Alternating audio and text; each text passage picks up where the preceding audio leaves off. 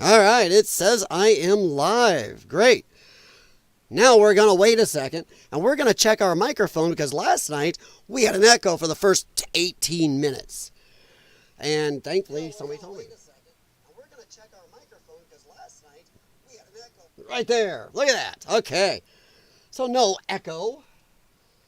I had my other one running over here. Okay. Welcome tonight. We are going to chit-chat a little. First off, yes, we are going to start about, the great announcement that Dan Bongino is going to be Deputy Director of the FBI. I love when as soon as I go live, my purifier goes effing nuts. Gotta love it. Just when I go live. Let me set this chat so I can see it. Don't know why it went back to top, like I get any. I am that tiny little needle. Plus, I'm doing late. But it's when my schedule works, so hey, And purifier going nuts. Don't know why. Oh, let's see how many dogs I have tonight. I have one. It's my middle dog, Gemma. Our 77-pound 8-breed mix. The others are upstairs, and the cats are not even here for now, so yay, peaceful. Except for the purifier. Okay. I hope everybody had a good weekend. It is now technically Monday morning here where I'm at. But you know what? I still call this night. Whatever. Till that sun's coming up, I pretty much call it night or 3 a.m.-ish, whatever. Call it my bias from when the clubs used to close. Dude. Just before we get into this, I always like to chit-chat anyway. That's me. But I miss in my area. I know if you live in big cities, you still got opportunities. But a lot of areas, at least, especially in mine, the Quad Cities area, we used to have a lot of good clubs around here. Playing some good, thumping music. Everything from the old Yankee Clipper Club that played small bands, heavy metal and rock and roll stuff, to Stars and Stripes and Vic Ferraris and the Torchlight and stuff. Used to play some amazing club and dance music. Bass systems big enough that you could sit on them. I mean, just big old... I think Stars and Stripes used to have two of these big things. They're like 10 or 15 feet long by about 4 feet high. Oh, yeah. Amazing big dance floor. I downed Mountain Dew out there. Caffeine, baby. They made their Mountain Dew almost syrupy at the time. Man, you could get buzzed up and go out and sweat on the dance floor. Oh, yeah, yes, I did. But there is not that much around here anymore. We even used to have a couple underage clubs. One was called Stage 2. Friends and I used to go there when we were below age. We had Fenders. We used to have this amazing... Here's something I got to ask you. Before we really get into the political, where you live, do you still have cruising avenues? I feel bad for kids today because they don't have half the stuff to do we used to. Half the stuff's been made illegal, or they don't have the money. Even as kids working KFC jobs and detasseling jobs growing up, we had the ability to pay for enough gas to go out and cruise the Ave, hang out with people. We used to go to 23rd Avenue. Moline here was the biggest one. And it was lined bumper to bumper. And I'll tell you what, that place flourished. Every restaurant made money there. Every gas station made money there. Everything up there made money. And there was a place called Miller Time Billiards. And they had, well, of course, big pool hall area. And a little kitchen. And there's a little bar up top in one area. A little separate bar. But right inside the door, they had a small area for video games. And I'll tell you what I did a lot. I used to hang out with my friend Rob Hess and friend Jeff Manthe. We played Street Fighter 2 incessantly in the Terminator 2 pinball game. And Street Fighter 2, funny thing is about that game, it's still popular today. They're up to what, Street Fighter 6 now? And I've tried the newer Street Fighters. It's funny how I still prefer Street Fighter 2 and how it's still actually very popular. Street Fighter 2 is super popular today. Though I think the last iteration of it was out in 1994. So dang, that game's got some staying power.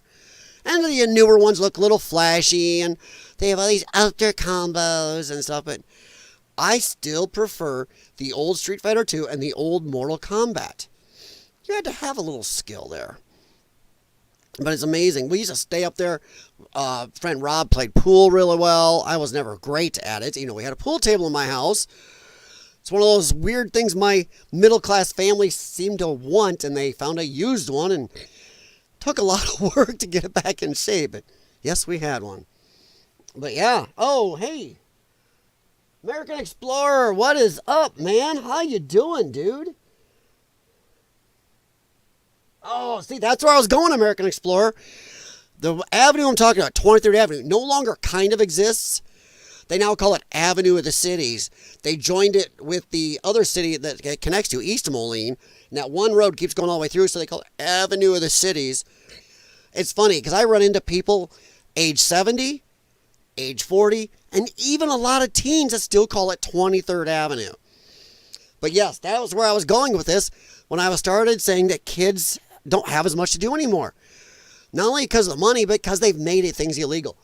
Near the end of when we were cruising up there, these idiots in the city started saying, well, you can't be doing that. They actually put up signs. Repetitive driving is illegal. They put money into very, very expensive, unmarked police vehicles to just pick up cruisers. And they were trying to cite drag racing and mess and everything. One, it was too much traffic to drag race. You could rarely ever get over 35, 40 miles an hour up there. Speed limit was 30 to 40, depending where you were on the Ave. But they made it illegal. And they spent a lot of money to pick up these people up. And as for the mess, I call absolute bullshit. A lot of us hung at a gas station called North Star. Some hung down by the old Sears and a bunch of other places. And there was never a mess. There were garbage cans out. Nobody made a mess because that was our place. Everything was picked up. There was no mess. And all the businesses up there made a shitload of money. But now, 23rd Avenue is nothing like it used to be. So good job to the city of Moline and any other city, county, state, whatever, in the country who totally took something that was enjoyed by generations. Cruising was big since the 50s and ended a lot of times, I believe, in the 90s. Maybe the early 2000s. You can still cruise in Davenport, Iowa, a little on the ones up there, but they actually go after people for it. So, yeah. Oh, I am doing okay, American Explorer. Just doing my thing here, and when I can get on, I've been doing these red-eye streams lately. I know not a lot of people can come into them. Just my daytimes have been too busy between my health, working in the house, our animals, my gym time, a lot that goes with my health, actually. Trying to spend time with the wife, trying to help out my friends and neighbors on their vehicles when I can. Keeping track of my dad. My brother has taken a little pressure off me there by moving back, but not a lot. There's stuff he can't do or doesn't care to help with, but gonna get frisky this summer. Hey, study boy, how you doing, Paul? My bang energy, just give myself a perk. God, that candy apple crisp one is really good. But no, I feel bad for kids today. And I think it's really stupid that these very city councils, that when they were growing up, they loved to cruise the avenues. They loved to hang out by the avenues with their friends. And they screwed the pooch so badly in Moline that the place I talked about, Miller Time Billiards, had the pool hall, the little bar. They had a little cafe counter, of course, and the small video game area and stuff. That place went out of business not too long after they started making cruising illegal. Well, gee, I wonder what happened there. There are not as many gas stations up there. The food places are not as plentiful. That place is nowhere near as clean as it used to be when the people were up there cruising. And the funny thing is, they blamed kids and young people.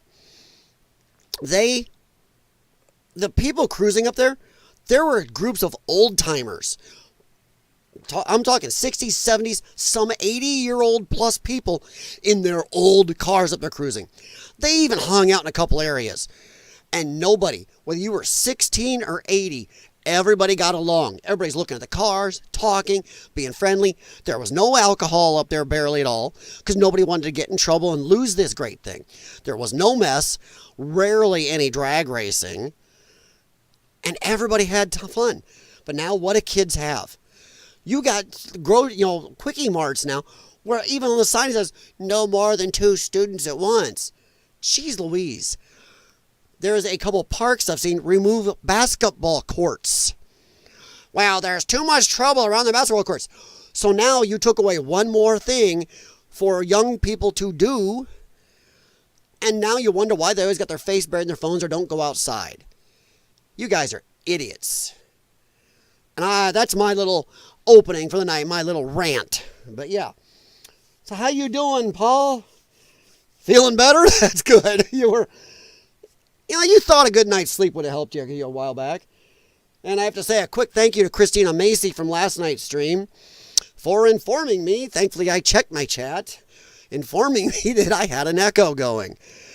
And it's a thing, because I will give YouTube one little bit of credit tonight. Give me a second here. Seems like every time I go live, one time my software in YouTube, you click the button one way for the mic and it goes echo. The next night, that won't be the echo setting. I don't know what's going on, so apologize. But thank you for Christina for telling me about that last night. But I am going to give YouTube a little credit, because if I go to my dashboard screen right now, my chat is actually there. For 2 weeks, it kept saying error, and no matter what I did, and I kept sending them info. And suddenly, I don't know, it's just working. But I got my laptop here, and I'm using it through that, so I can show you guys everything else I want to show you. Because I'm a poor man. I don't have staff and tons of other people doing this, and producers, and 10 screens and stuff. Oh. American Explorer. When I get my 68 Ford going again, I plan to go cruising. City ordinance or not. Oh, dude. The thing is, they've beaten these people so badly that, dude, do you know how many people...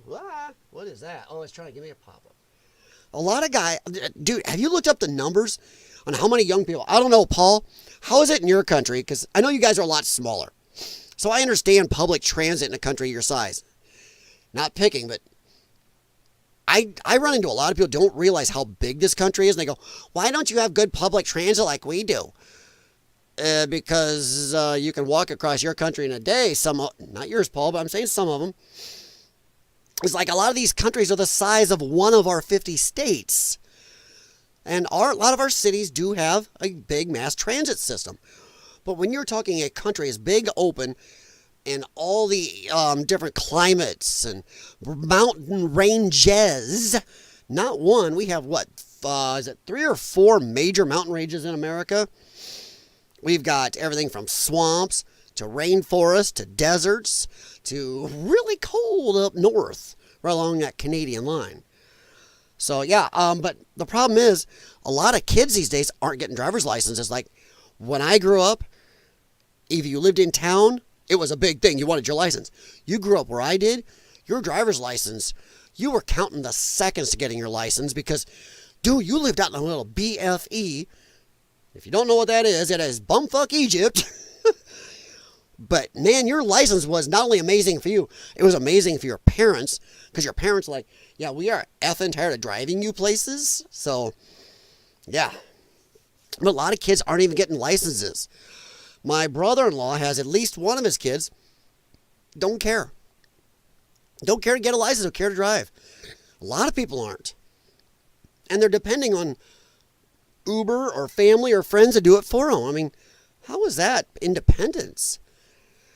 And this is in areas where they don't have mass transit, out in middle country Iowa. So it's like, a lot of people don't drive as much, and these kids don't get out. They don't have this community, this thing to do together. But I don't know, how is it where you're at, Paul? Because I'll tell you what, I have gone cruising a little bit. Every once in a while I get a hare and take my Trans Am, and she's not the up-to-date thing, not the fastest car. I've only got some minor mods on it. I mean, come on, you're up against cars that are 25 years newer than my Trans Am, which I love when some guy in a Mustang goes, I beat your car. Not that I've drag raced. I beat your car. I'm like, gee, I sure hope so that your 2024, your 2024 Mustang with a supercharged V8 beat my car. If it didn't, you should be bringing it back. You know, I did tell one guy, actually, yeah, you did beat me. But don't you think maybe half a car length, three-quarter of a car length is a little lacking for a $50,000 car that's brand new, supercharger compared to my Trans Am? Just saying. But I have gone over to Davenport, Iowa, and cruised the ones over there. You go up Brady, and you come down... Oh, crap. It's not Welcome Way. It's Harrison. And those are the one-ways there. And a lot of people do still cruise out there in Davenport. It's not near as prolific, but there are people still doing it. Maybe keeping that alive, and I'm all for it. I don't care whether you drive a Honda Civic or a Camaro or whatever. That's great. So American Explorer, if you get yours running and you do it, all more power. I've even gone up 23rd Avenue here and there once in a while in the summer, and just there are a few people that still try, and the cops aren't even up there anymore very much doing it, the checks like that. You know, the signs are still there because people have been beaten enough not to do it. So it's a sad thing. It's a sad thing. So 68 Ford. What kind of Ford? 68 Ford. 68 Ford truck. Is that a sedan? And Study Boy, if I may ask, what do you drive over there? I mean, I'm just curious. As far as I know, most of the major car companies are kind of almost standard worldwide. General Motors. I don't know about New Zealand, but I know General Motors in Australia, and Australia at least is Holden. Holden is General Motors. Oh wow, 68 Galaxy 500 four-door hardtop. There is more metal in that car than there is in my 2007 Chevy Avalanche. Of course, she's rusting a little, so of course, but wow. That's pretty cool, dude. I'll tell you a car I'd really like to have that we don't get in America, even though it's built by General Motors, has an LS engine in it. I want a Holden Ute. I think there's another name for it, but I think they call it Ute over there. I know Study Boy would know what I'm talking about. But it's like a newer LS versioned little El Camino. And sure, here they have horrible traction. He's got an LS drivetrain with a light box, so I get it. But I think they're cool looking, and I'd love to have a Ute. But without an exceptional amount of work and changing, they're not legal in America. I don't care if the steering wheel is on the wrong side. Wow. Dude, shout out to your dad. Even in 76, that was still a pretty cool gift. And you've had it the whole time since? Whew. I'll tell you what. I know we're not talking politics yet, and I'm sorry, but you know what? My channel. That is the way to do it right there, American Explorer. I have a friend. I have more than one friend now who used to have motorcycles, who used to have cool cars. And now they look at my Trans Am and go, well, it must be nice to have that. I go, dude, but you had this stuff. You sold it. My difference is, and I did sell my bike. I've had a couple motorcycles in my life. My last one was a crotch rocket. Okay. But I told him, well, you sold your stuff. Only thing I did when I bought my Trans Am was I kept it. I now have owned my 2000 Pontiac Trans Am Ram Air 6-speed jet black car since 2004. Or 2003, my bad. Holy crap. Yeah, I bought it in 2003. It was 3 years old with 9,900 miles on it when I bought it. And now it is 25 years old with 64,000 miles on it. So American Explorer, if you kept it that whole time, that's the way to do it. That Trans Am right now is worth as much as I paid for it 25 years ago. In fact, I think a little more. It was a very cool gift. It was a total surprise. Yeah, I'll bet. My first vehicle, my parents said, well, if you want a vehicle and you want to drive regularly, every once in a while they let me borrow their vehicles because they don't want to drive me clear the F in town to Showcase Cinemas in Milan, Illinois. Another place I miss, and where those posters behind me came from.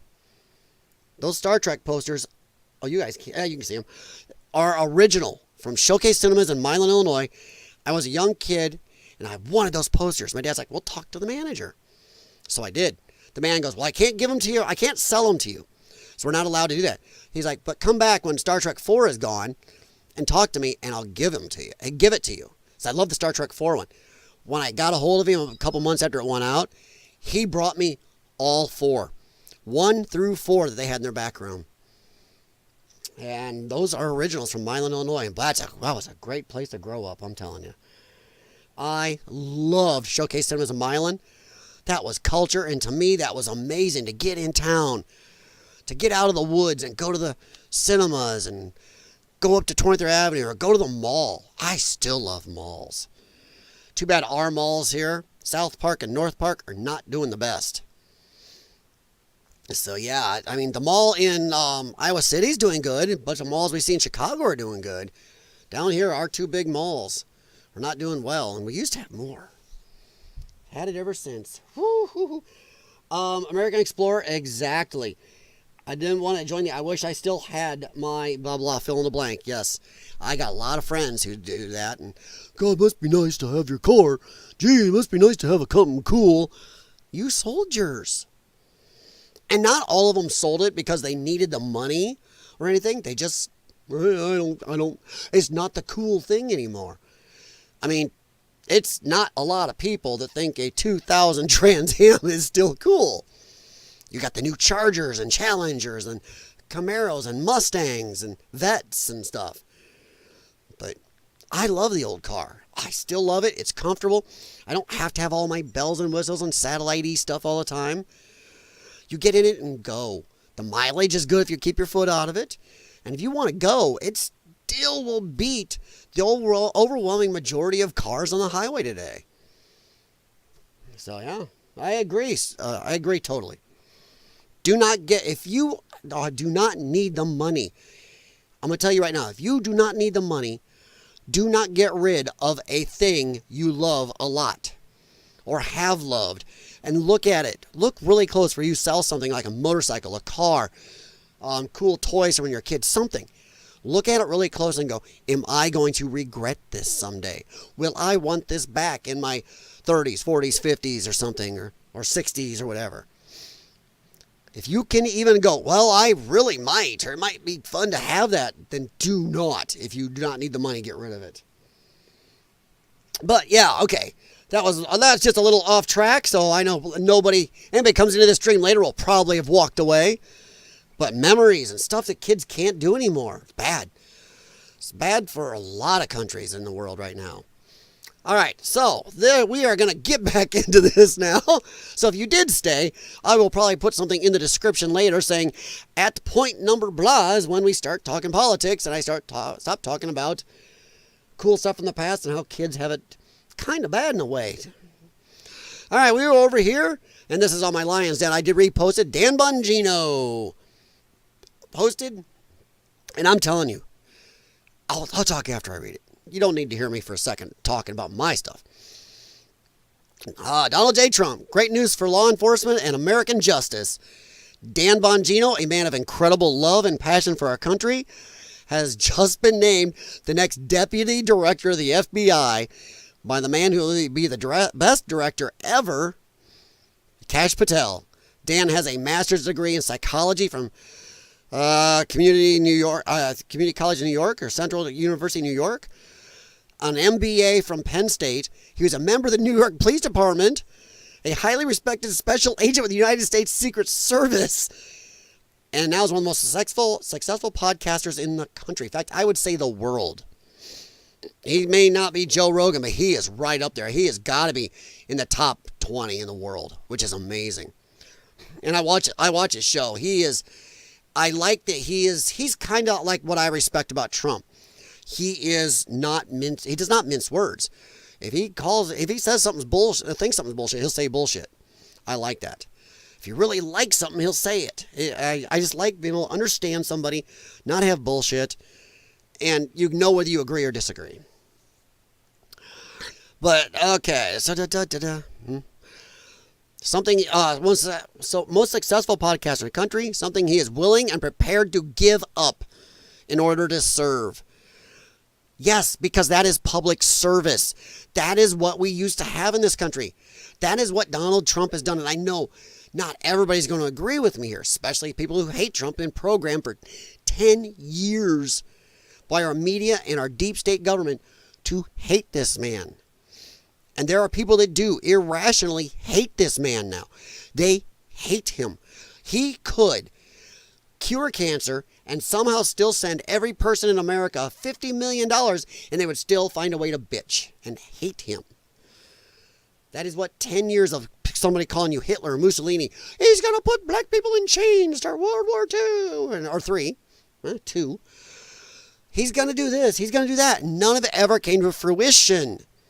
But they still hate him, and still the rhetoric is still there times 10. So what happens when you take 10-year-olds, 12-year-olds, and then to the age of their 20s, program them to hate somebody. But I like that Bongino is a lot like Trump. He's old school, willing to sacrifice and put himself out there. Donald Trump didn't have to do this. That man has lost over $1.2 billion of worth and almost got himself killed doing this stuff. Yeah, someone tell me Trump is all in it for himself. And Bongino isn't, because he's got an insanely good show. He makes a lot of money. He doesn't need this. When people that don't need to do it, who do not do this for a living, are willing to sacrifice their amazing lives to help in our government, those are the people you should respect. Not the people who went to college to be a politician, came from a family of politicians who've never held a real job, built a business, defended the country, done a lot of this stuff, anything, and then they just live in government. Those are not the people you respect. You do not. Willing, prepared to give up in order to serve, working with our great new United States Attorney General Pam Bondi. She has got a hell of a record. I did not know her before they announced her, so I went and read about her. She's got some dings, a few things I don't like once in a while on firearms, and a few things.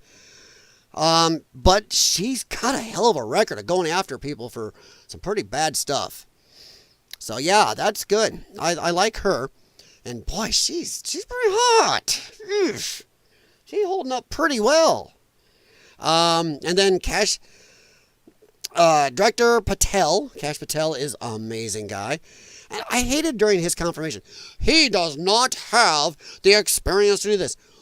Dude, this guy was in special ops. He did a lot of stuff. He's been in intelligence and stuff. This guy has done some stuff. But because he's not a swamp creature or beholden to somebody. Oh, don't like him. Director Patel, fairness, justice, law, and order will be brought back to America, and quickly. Congratulations, Dan, and I agree. Damn Skippy. That's why I said, go get him, Dan. Things just keep improving for America. I think so. And I don't know, honestly, I do not know anybody in the chats political proclivities right now, because I'm not asking. I don't care if you are right, left, center, center left, center right, or you are just like, I don't like either of them, which that's pretty much where I'm at. I don't care if you are a Smurfist. You hope someday Papa Smurf and the Smurf Party will take over. I don't know. I just tell it what I see, what I think, and if you agree, cool. Even if you don't agree, we got to be able to find something we can overlap on sooner or later. I hope so. But yeah, I think this is a great thing for America. I think that between Kash Patel and Bongino, I just feel the FBI is going to be put back to better than it's probably ever been in my lifetime. We are going to get to an FBI that we respect again, that American people are not afraid of, that help the American people, not hinder, not attack because of politics.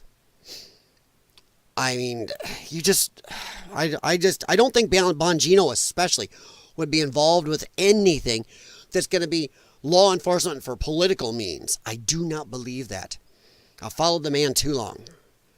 I just don't. But that was the first thing I kind of wanted to talk about. And honestly, if any of you in the chat do have any opinion, share it. It doesn't matter if you are for or against.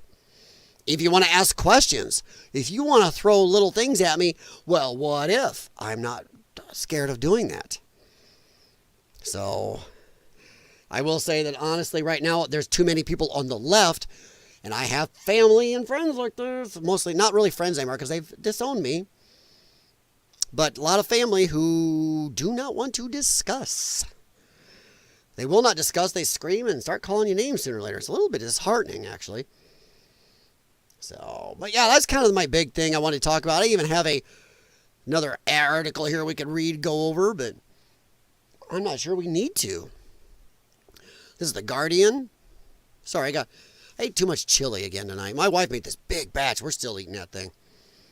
Probably shouldn't dump y'all half a gallon of hot sauce on it. Trump names conservative podcaster Dan Bongino as FBI director. Selection of former Secret Service agent and author means two staunch Trump allies lead the principal federal law enforcement agency. Jeez.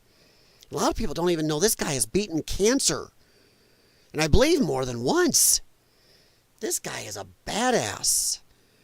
I mean, whew. There are people you look at, I don't care how well you've done in life or if you've missed some of your targets. I think we've all missed some targets in our life. But man, you look at somebody like that, and honestly, I don't feel bad that I'm not where he is. I look at people like that and they give me hope. They give you hope like, man, you can work hard and look where you can get. Yeah, there's some luck involved at times. But man, it's still, no matter how old you are, it gives you this, you look at this guy, you're like, man, I should just kick it a little harder. I like that. Oh, let's see here. Dan Bongino, former U.S. Secret Service agent who has written best-selling books, run unsuccessfully for office. Yeah, that was not the best, but hey, the guy put himself out there. Gained fame as a conservative pundit with TV shows and a popular podcast. And a lot of people don't realize he also has a crap load of money in Rumble. He helped start Rumble up. He's got money in there. At least he was one of the ones that really helped bring Rumble up to the standards it is now, and it just keeps improving. I do have a channel on Rumble. It is LYON'S Den over there. I don't have everything posted there, and I'm still working on the streaming problem we're having. I follow the exact same settings they tell me, and I'm still having a lot of dropped frames and lot problems. So, working on it. I'm hopefully getting it so I can stream to both platforms at once. And or I already did one video over there that I can't do on YouTube.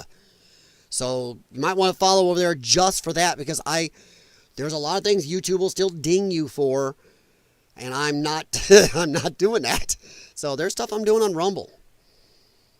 But yeah, they go over everything. You know, Bongino's done. He's amazing. I think so.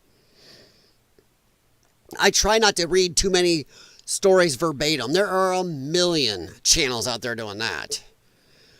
I mean, I'll show you the article so you can look it up yourself. Guardian. Here it is. Associated Press. Blah, blah, blah. Sunday, 23rd February, 2025. 23:38 Eastern Standard Time. Is that what that is? I think so. So yeah, feel free to go read more about Dan if you don't know much about Dan. He is going to be working with Kash Patel and Pam Bondi and President Trump. And I think it's a good move. I really do. All right, we are going to go back over here to my X profile. Still wanted to call it Twitter. I am trying to find a certain tweet to go along with, oh my Lord, where was I? Profile. I want profile. Come on, give me my profile. There we go. By the way, also, I had somebody tell me, friend Jim said that he doesn't get notifications too much for my streams or anything else. Follow me on LYON'S Den over at X and make sure your notifications turn on, because their notifications actually work. They do. In fact, I would say be careful how many people you follow on X, because their notifications work almost too well. I have another account where I used to follow a lot of people. And if you do that, makes me wonder why YouTube can't get their notifications to work as well. But yeah, Lion's Den over here on X. And see, like I shared that right there. And if somebody followed me, they got that notification. I'm going to scan down. There's something I want to find. We're going to talk about this in a little bit. Woof. And this, holy Moses. There's some stuff. This is one little quickie I wanted to stop at on the way to our next serious one. I love this. Wall Street Math put Gulf of America. America. He did it. I would have done the A as long. This is amazing. New billboards in the Florida Panhandle welcome you to the Gulf of America. The Florida GOP is built different. I think they are. I think they're a little more. I don't think the Florida GOP is as far right as a lot of some what they call conservatives. I think they're more old school, where Democrat and Republican used to talk together and work together. And if they didn't get all their thing, they wanted to hit that mesh point to make our laws. I think that's closer to what they are down in Florida. A little more classic version thereof. But I love that. The Republican Party of Florida welcomes you to the Gulf of America. Why shouldn't it be America? South America, North America, that thing is surrounded by Americas. Makes more sense. And I'm sorry, Mexico takes too much anyway from us. All right, so I just thought that was really cool. Empathy, let's see. Oh, I'm trying to find this. Oh, here. This is not Kash Patel's. I do not believe. Oh, that. Okay, maybe that is him. Okay, well, holy crap. Nah, it says commentary. Usually when they say that, that's not the actual Kash Patel, because I follow Kash Patel. And I don't think that's him. It says Kash Patel X. I don't think so. But I just like the tweet, and that's why they're talking about it. And it says, well, do you support this? Usually these polling ones are not the real person. And I think I was on his X earlier, and I didn't see this exact thing. So that's why I posted it as a question mark. But I like this question. The J6 committee will be investigated, and Pelosi, Cheney, and Schiff will be subpoenaed. Now, I do know Schiff, I'm looking at this jackass. I do know Patel has said that out loud. If this is actually real, great. But do you support this? If yes, I want to follow you back. So, see, that's why I think it's kind of BS. I don't think that's really him, but... But I said, damn yes. Damn yes. Every one of these people not only should be investigated, but and we can't jail them. Everything they did in the J6 committee they've been given pardon for. Isn't that neato? If they did, I'm going to use the Democrats' words against them. If you did nothing wrong, what are you afraid of?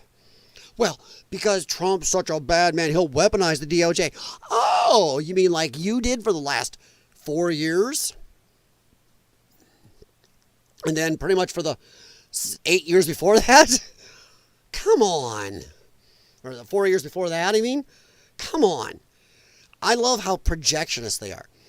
When Democrats are saying, oh, you'll do this, it's because they will or have. It's what they want to do. They project onto others what they are going to do. I mean, my gosh. Like, you're the racist.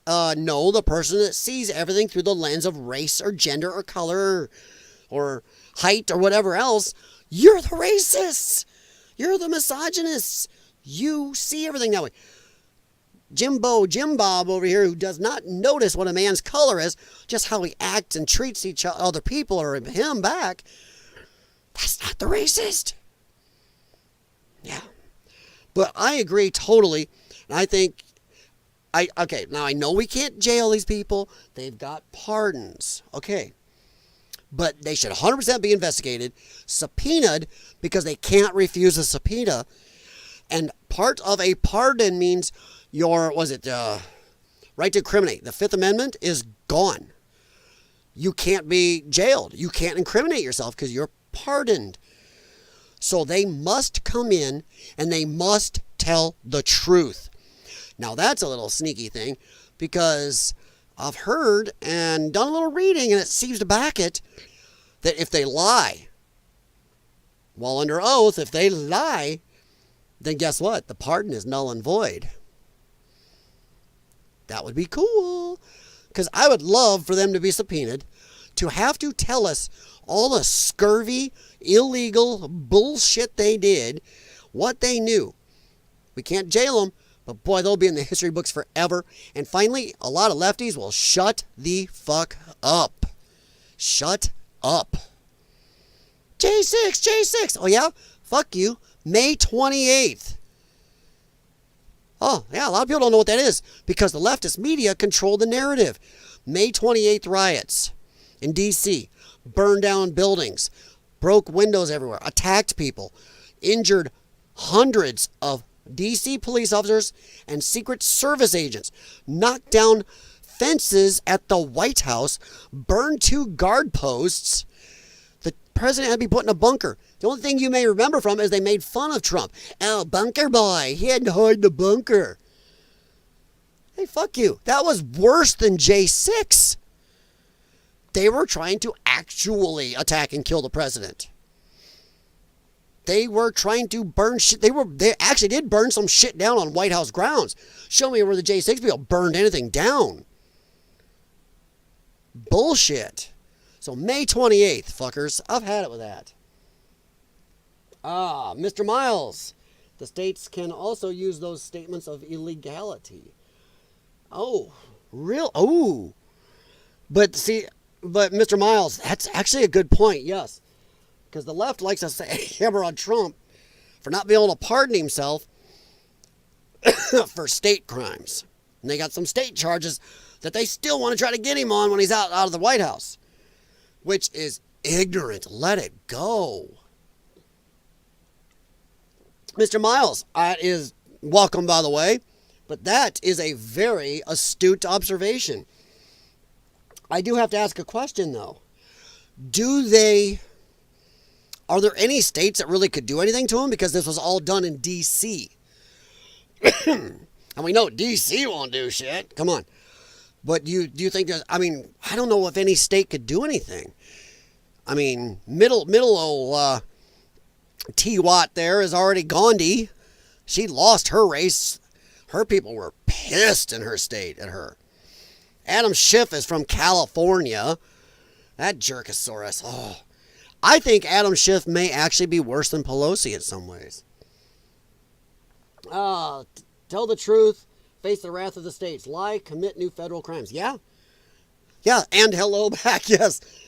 Yeah, because when they got those pardons, they cannot incriminate themselves now, and they must tell the truth. When they're under oath, they must. Now, I would like to see them in there, because what if they don't tell the truth? What if they can do the same thing to them? And I'm not the biggest fan of this. But what if they can do the same thing to these jackasses that they did to some of Trump's officials they got jailed? You'll do this thing where they catch you in a lie like, did you have a ham sandwich for lunch on May 28th of 2020? And you go, well, yeah. They go, ha, we got you. You had a turkey sandwich. Jail, you lied to us. They did shit like that.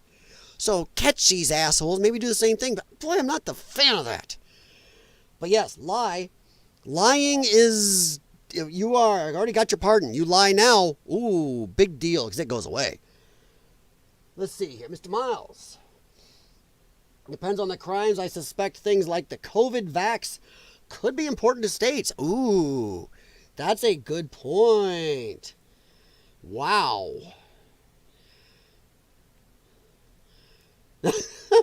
That's a good point. I did not think of that. You're right. Maybe it could be because it is a crime in all 50. Also, somebody was saying they were pardoned for J6 stuff and a couple other things, but if they discover new crimes that have nothing to do with any of that, they could be in trouble. And once again, if they lie. But yeah, boy, the states, that's a really good thing. Ooh, that's a good one. If the Democrats can use it against Trump, why not the other way? You're right. And you gotta wonder if if they lied to the American people about a lot of things they've done, like Adam Schiff, that jackass. I'm not sure that would fall under his pardon for J6 stuff. That jackass is on TV. Well, it might. He's on TV saying it won't for the Russia stuff. He was on TV saying, oh, I saw evidence of J6. I saw it. He did it. But he was also on TV years before that saying, yep, I've seen the evidence about Trump colluding in Russia. Yep, he's an agent of Putin. He said shit like that on TV everywhere. Yet when he was put under oath, he wouldn't even say that. Wouldn't say that shit. Nope, I haven't seen any evidence. That's at least fraud, isn't it? Isn't that kind of like election tampering, telling somebody something like that? I don't know. Yeah, American Explorer. Mr. Miles came in hot with a great dang point. I mean, holy crap. That is one of the best points I've seen all week from anybody I've talked to. I mean, holy hell. I would wonder what those charges would be, though. But the bad thing is, come on, look where some of these people are from. I mean, Pelosi and Schiff are in California. And sad as it is, California won't do nothing. California is like the Reddit of states. And I keep harping on Reddit, but I'm telling everybody should go to Reddit. Find the political pages on Reddit, or the political Reddits. It's a page. Arrogant jerks. Go look at the political pages on Reddit. These people make the worst people you'll find on X and TikTok look like deep conservatives. These are lunatics. I've got tons of screenshots of actual threats. I have reported these people to Reddit, and they're still there. I mean, it is insane what they're saying on Reddit. They have quadrupled down on all the rhetoric about Trump ever. They're still saying the same stuff. World War III. Oh, he said there's good people on the white supremacist side in Charlottesville. They're still saying stuff like that and worse. So, yeah. Mr. Miles, were you subbed to this channel, Mr. Miles? Because if you were, you might have subbed to my old political channel. It was called the Potato News Network. I did that, and I was I was actually doing pretty good there. And then around J6 and everything after that, YouTube kept nuking my stuff. They actually took down over 90% of my videos, gave me 2 strikes, and told me if I won more, I would be banned from YouTube, not just on that channel, but all my channels. That was during the great censorship thing on YouTube. So that might be it. Oh, well, thank you, Mr. Miles. I'm not quite back to the form I was before, but I've changed my setup, and I kind of like it. This mic may have to be replaced, but my voice is actually kind of this bad, so. But I appreciate for just you stopping in, and you came in with a firebrand of a point. I am going to be reading about that and asking people about that over the next few days. That is something. But I do think that sadly Pelosi and Schiff, nothing would happen to them in their states. And I don't know if they'd waste time on her because she's already out of office. Yeah. Huh. And I think her dad, Darth Cheney, is still a scary mofo. I still think Cheney was more president than Bush Jr. was. That man was scary. I remember he had a hunting accident and nothing ever happened. They waited like 24 hours to do the blood alcohol test. I think Kash may be going after Shifty Schiff. You just got a feeling? You mean like the whole part where he says that Schiff is probably the most dangerous and corrupt person in our government for the whole last 250 years? Yeah, he said that crap. And I know the left will scream, see, retribution, they're going to persecute people who went for Trump. Well, if they did something illegal, they should be prosecuted. It's not persecution if you did something. I have had a special dislike for Schiff. It's a hatred. That guy gives me the willies every time you see him talk, and the goofy, evil smile of his. He's pretty much just looking at you and saying "fuck you" when he smiles at you, going, "Yeah, you can't do shit to me. I can say whatever I want." That crap-eating smile of his is horrid. But I hope that Kash Patel, Pam Bondi, and Tulsi Gabbard go after anybody who did anything illegal. One, just like what Doge is doing with our financial side of our government, we need our law enforcement side to be cleaned up as bad, if not worse. This one's costing us a shitload of money. This one is costing people their rights, their freedom. I mean, both those things together. Trump is really going after putting our government back to the people. And I love when these Democrats say he's autocratic. He's an autocrat. He's a dictator. He's a socialist. Most dictators don't look at a governor who is breaking federal law, mind you, allowing trans people still to beat up girls in sports. That president, who is a socialist dictator, autocrat, wouldn't be going, yeah, I'll see you in court. We'll win that one. He would just be the dictator you guys think he is and go over there and take over, Democrats. He would just go arrest her. Even though technically, by law, he can do it. If I break federal laws, constitutional laws, I get arrested. Everybody in my chat would get arrested if they did the same thing. Why is it a governor does it and you go, oh, we'll have to go to court? Just saying. No, none of these people are supposed to be above us. Our laws, it's actually another law that our law is supposed to be applied equally. Constitutional. All laws must be applied equally to all of us. So Governor Mills breaks federal law. Anybody that does it with her should already be arrested. Maybe out on bail, whatever, but arrested. Remember they arrested Trump? Come on. Let's see. The Dems absolutely will go with that narrative. However, dynamics have changed. Trump won overwhelming. I think you're right, and I think the American people are tired of it and see it for the bullshit it is. The public is on Trump's side. I agree totally. The Dems can say what... I moved. The Dems know it is why they're so scared. Oh, they're scared shitless.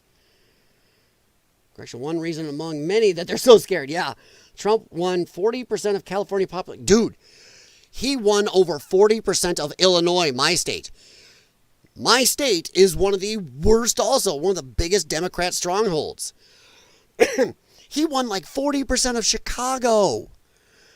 Yet I got my Tony Soprano looking damn fat ass mayor making new insane budgets saying we're going to protect the illegals and saying I'm not going to cooperate with Trump. And it's insanity. These people are stupid. I believe the whole country, almost every single city and county moved to the right some for Trump because of the Democrats' bullshit. A lot of people see it. The ones who don't see it are the ones who are too dumb to care. They are more worried about how their favorite football players' stats are, or they are so far on the left, they have been brainwashed to hate Trump no matter what. Those people. I think the rest of the country sees it.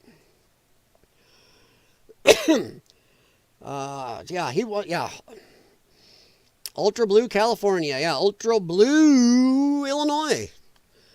And I happen to live in one of those idiotically blue counties in Illinois. My county isn't one of the 33 that actually want to secede from Illinois and go to Indiana. Even though every county around me is one. I think 40+% of my county voted for Trump. I think it's 44% of Rock Island County. So, yeah. Yeah, I agree, Mr. Miles. The public is on Trump's side. And you can tell because the left, and boy, you go to Reddit, you'll see this all the time. These idiotic fake posts. The public is turning against Trump. You see people, I was at a bar the other day and I sit there, these guys were all talking about how they regretted their vote for Trump. Bullshit. Because even the MSNBC polls, CNN polls, all the other lefty polls are showing the people overwhelmingly agree with what Trump is doing. But they are ad nauseum putting out these, everybody's regretting voting for Trump. It's always being talked about. I've even seen it on CNN. People are regretting voting for Trump. Next segment, the guy goes up and shows a poll where the people agree with what Trump is doing. That's their poll. So they are scared shitless. And it's funny how they're trying to do both things. So yeah, it's stupid. Mr. Miles, by the way, I used to be liberal. The party left me, though. Trump is something new. He's not old school Republican. And he does hold old liberal values I hold. Anti-war is a big one. Yes! Okay, let me help you. I grew up in a household that is still to this day so far left that Barack Obama looks like a Republican. Yeah, that's the house I grew up in. I have a couple relatives who think that Joe Biden is one of the best presidents in history, and Barack Obama too. Now, I have family on the other side that still thinks Ronald Reagan walks on water, which, boy, can I argue against that one. But yeah, Mr. Miles, I grew up in a far left household. My parents worked for the Michael Dukakis campaign. My parents actually met and worked for Barack Obama campaign. So you can see where I came from. And I always kind of called myself a centrist. And with a slight, and it changed. Sometimes I call myself a centrist with a slight, left leaning. Sometimes I call myself with a slight right leaning. But then, like you, and like Elon Musk, and like RFK, like Tulsi Gabbard, and so many others, I didn't move. My beliefs and everything I liked and didn't like stayed here. And the left went so far out, I can't even see them.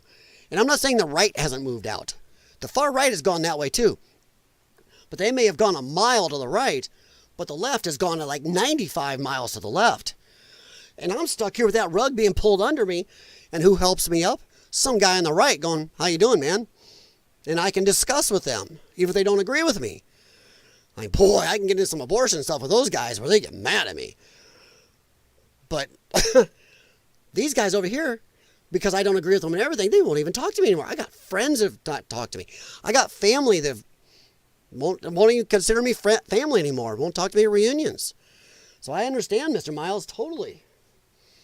And I think you're really close on the truth there. He doesn't only hold old liberal beliefs. He holds old Republican beliefs. Because I think Donald Trump is more where a lot of the American public is. I think most of the American public is not left, is not right, is somewhere in the center with slight leanings to one way or the other.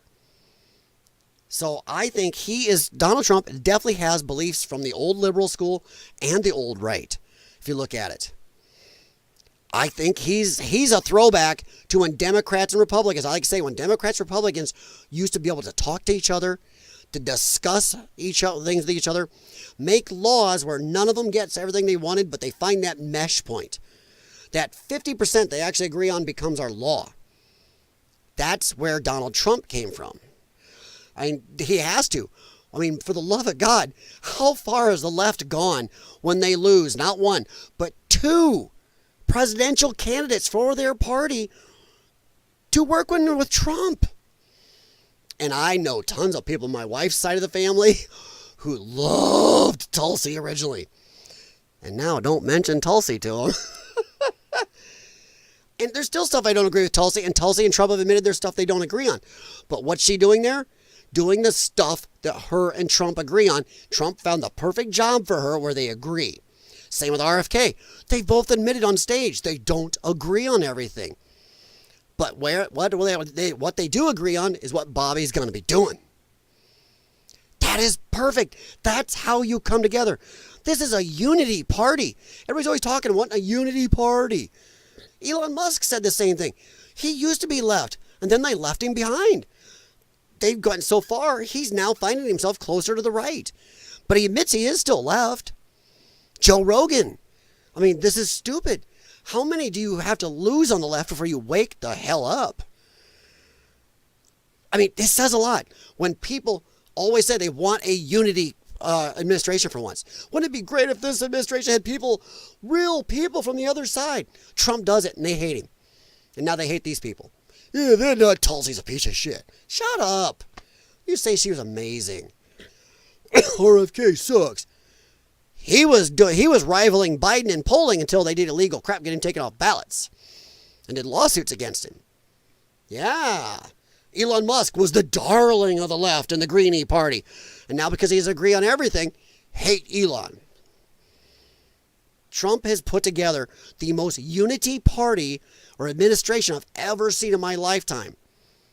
And I don't think anybody has rivaled it maybe almost in the last 150 years in this country or more. Oh, let's see. I was a Bernie bro. See, I didn't like Bernie because of some of his communist leanings, and he does have them. But I tell you what, I could give you Bernie a lot closer than I could Hillary and that stuff. My problem with Bernie is that son of a bitch betrayed every one of his followers and bowed to the party when they screwed him over, not once, but twice. He could have, at that convention, stood up and said he was still running, but no, he bowed to Hillary and kissed her ass. They screwed him over, and he showed how much he really cared about you, this country, how much he really stood for what he was saying when he bowed to her. Then they screwed him again. Now, Bernie lost all respect for me the day he stood and, yep, vote for Hillary, back in Hillary. Stupid. That was dumb. And the Democrat Party right there is where I started to see what the Democrats were. Democrats have still not held a real primary in forever. That's scary. Let's see. Boy, did I dodge a bullet on that one. Yeah, exactly, Mr. Miles. Wouldn't even vote for him as a school principal, yeah. Thing is, he isn't a communist. But yeah, he wasn't near as into it back then. He seems to have gotten worse. And I love how he's always after millionaires, but now that he's a millionaire, now he's after billionaires. Funny how that works on the Democrat side. Hell yeah, I lost of friends over the past few years. That's the scary thing. Here's the funny thing. And I have had to tell some people this, some ex-friends, some family members. I'm like, listen to yourself. You are willing to not be my friend, not want to even claim me as family, yet I am sitting here not saying the same thing about you. You may think what I believe is wacky or my guy is wacky, but I also think that of yours. But only one side is the one that is unfriend them. Don't talk to these people. They're horrible. They're the side attacking people, doing weird stuff, trying to take out our candidate. So it's crazy how people in the center and the right can't get fair shake from the left, but we will not excommunicate them. Weird how that is. You never heard people on the right saying, don't go to Thanksgiving with your lefty family member. You should not be at the table with them and suffer their rhetoric. No, it was only the left saying that about anybody who didn't believe what they did. So yeah, Mr. Miles, 100%. I've lost friends. I've lost family. But the silly thing is, I've never fired a lefty friend. I had a lefty neighbor attack me over my Trump sign once. Funny thing is, his sign blew down. I retrieved it out of the street, stuck it in the ground, told him, dude, your sign blew out again. And I actually tied it so it would stay down. And we're talking, and out of the blue, 2 days later, he saw my Trump hat and just went nuts on me. This is a guy I lived next door to for almost 20 years. This is the left. And I'm like, Bob, whoa. I'm like, back it down. He apologized some days later, but he was losing it on me. And I was just discussing still. I was like, whoa, holy crap. Yeah, zero respect to Bernie, yes. Yeah, I lost any respect for the Democrat Party at that time. I think the Democrat Party of today is not the Democrat Party we had during even Clinton. Somehow the Democrat Party has gone abso-nucking-lutely futs since then. And yes, I know what I said. One of my favorite sayings I like to write in places where you got to watch your language is nucking futs. So yeah, I saw the Democrat Party for what they were when they were doing that stupid crap with Bernie. And I wasn't a Bernie supporter, but I was like, hey, wait a minute, you guys just totally screwed Bernie. And that's another thing, that people in the center or right can do. They can look over the Democrat Party and go, dude, stop screwing over your own people. What are you doing? You respect your own candidates or respect your beliefs. You don't see Democrats looking at people on the right going, oh, they did so bad there. No, they celebrate. So, but yeah, I have zero respect for Bernie. Bernie going, we gotta stop the millionaires. Then he's a millionaire. Oh, we gotta stop the billionaires. Oh, I see you, Bernie. Trump is the common sense party. Yes. Dude, you really came in hot tonight. Damn, man. Common sense party at a time where we desperately need common sense. Yes. And the funny thing is, that's the funny, where the Democrats are right now, you cannot write a dystopian novel, sci-fi novel, that puts the Democrats in a crazier place than they are right now. Because of their Trump derangement, I said this on a couple of streams, the Democrats are screwed, and they've done it to themselves. Okay, they have now alienated and lied to black people so much, they've lost more black people than ever. Sure, they still have the overwhelming majority of black people supporting them, but they've lost a huge chunk. Hispanics woke up a lot sooner and said, well, you guys are full of shit. They lost the Hispanics to Trump. Women, they thought they could get them on one thing, abortion. No, women went more for Trump, except for black women. Bad move. Not in your best interest, ladies. The centrists and even mild Democrats, they've lost them. So what's the one big constituency Democrats have left? It is those crazy, insane, far lefties that they've groomed and brainwashed for the last 10 years on Reddit and X and TikTok. Those crazy far left, it's a big bunch of them. That is their main constituency. So they can't run away. They cannot move even to the center, even though there's a lot of their pundits on TV and radio telling them, you got to stop this crap. You got to get away from this crazy stuff because you're losing more people, and they are. The Democrat Party is the least popular now than it's ever been in its history. Even when they supported slavery, they weren't this unpopular. Shit. So they have caused their problem. They want to try to get back to try to win and get back a little more on solid footing, but they can't because the only major constituency that they have left right now is this huge far left at the crazy end. They've done it to themselves. Oh, another dog. My big dog just came down. He jumped up on the couch. I still lost more friends over the vax than I have Trump. Yeah. Oh boy, we can talk about that. But again, a time where we desperately need. See, my last channel, Potato News Network, a lot of stuff got taken down. You know why? One of my strikes was because of the vax. So I have a lung condition, a lifelong degenerative lung condition. That's why if you hear me breathe, some people have noted over the years, boy, you breathe loud. Are you okay? This is because I have about 30 to 35% of my lungs left functioning. The rest is all damaged, scar tissue. I cough up blood at times. They're brittle. But I know viruses. I've been in hospitals my whole life. I've had box of 3M N95 masks in this house because I got to watch what I'm around before the panda flu. And during the panda flu, I made the mistake of talking actual fact.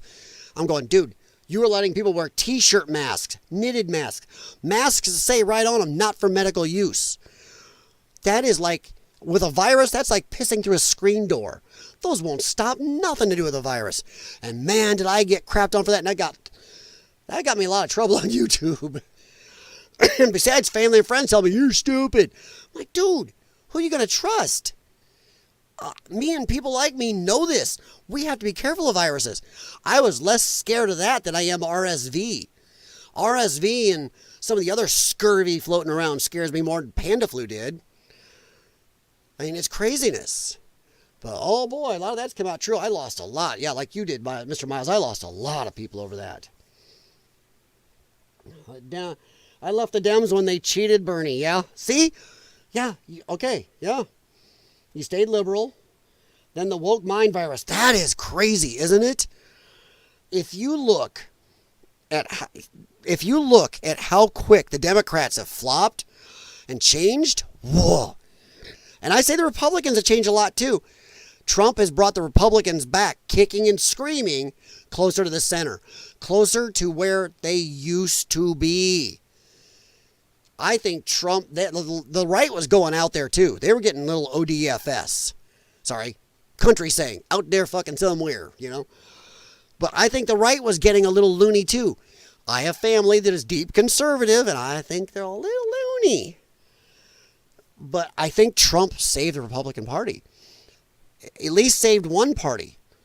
Because he drugged them back, kicking and screaming, closer in line with you, me, and half the public. So yeah, Mr. Miles, I agree. And also, I get the same problem you do. I am a centrist with a slight conservative leaning. People go, you have a Trump hat. I like the man. Don't mean I like the party. I think Mitch McConnell is one of the worst humans in our government. I'm glad that guy's retiring. Guy named Tippy Turtle. Oh, Paul Ryan. I disliked that dude. You know, I voted for Bill Clinton. I think he's the first president I was able to vote for, wasn't he? I think so. You know, I didn't vote for Barack Obama because I knew about the man. I knew his voting record. Oof. But yeah, I'm called right. Should I talk to anybody? Oh, you're a Republican or you're a conservative. No.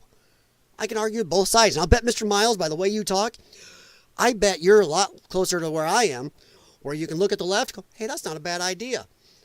But then you look at a lot of it, you go, yeah. But you look at the right and go, hey, that's not a bad idea. Then you look at some of it, shit. But right now, just like me, you may say you have a slight conservative leaning because right now the right is more sane and has more policies to go for the average person. The left, half their stuff is nuts. I don't understand anymore, but you're right. They've changed.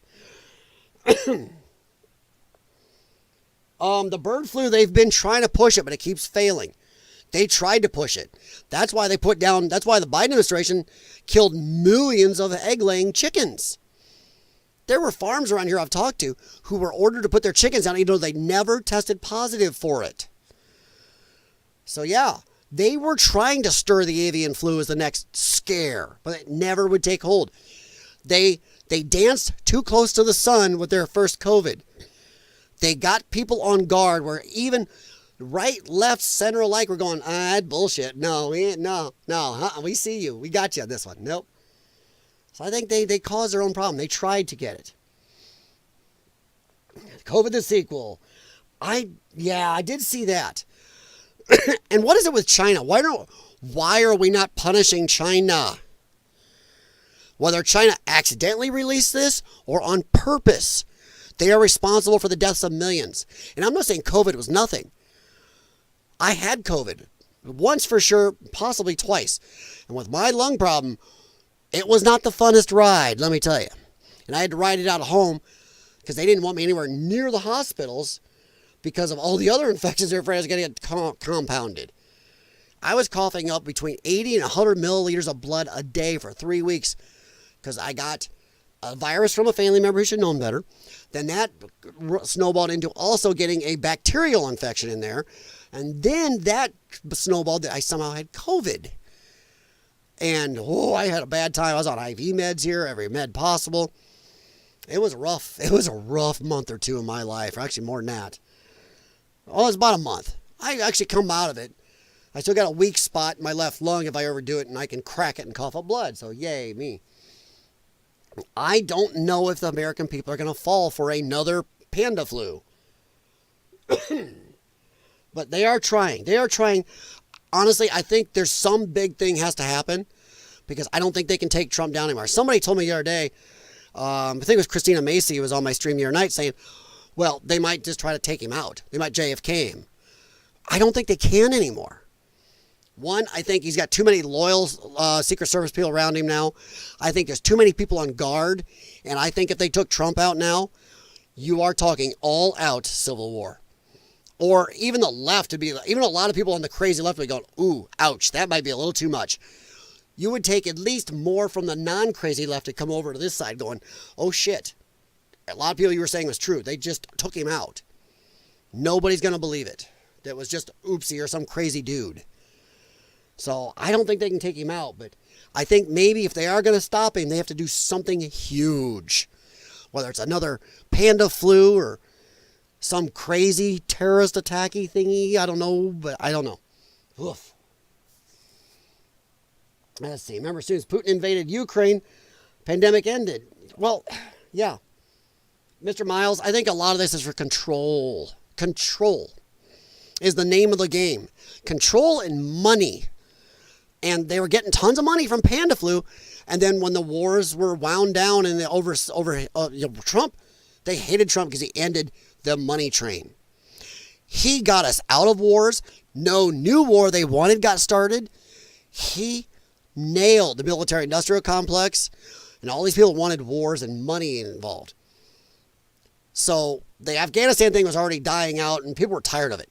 The American public was en masse going, get us out of this crap. So then they accidentally, oopsie, helped fire up a new one.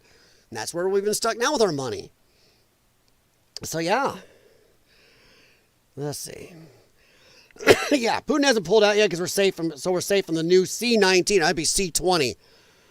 So yeah, boy, we could talk a lot about that too sometime. Whoa. Is different from bird flu. Actually reporting discovery of another type of COVID. Yes, I see that. And supposedly the mortality rate is a lot higher. But once again, when are we just gonna maybe napalm a certain place? Maybe make it a glass factory? I don't know. Big litter box for my cats? I don't know. Just saying. I mean, how many times can you let somebody end millions of people and go, eh? Just saying. Kind of makes it sound like it's planned, doesn't it? A pandemic? I remember something years ago now, it was during the COVID and you were sick. You have a much better set now. Well, it's mostly the same room. I've done some work to the room, like instead of 3 lights in the whole basement, in this one huge room we have down here on this side, I actually had wired in 2 circuits, 6 lights per circuit on dimmers. I can make it bright as the sun in here. In fact, the one over me I have to cover or it over washes out.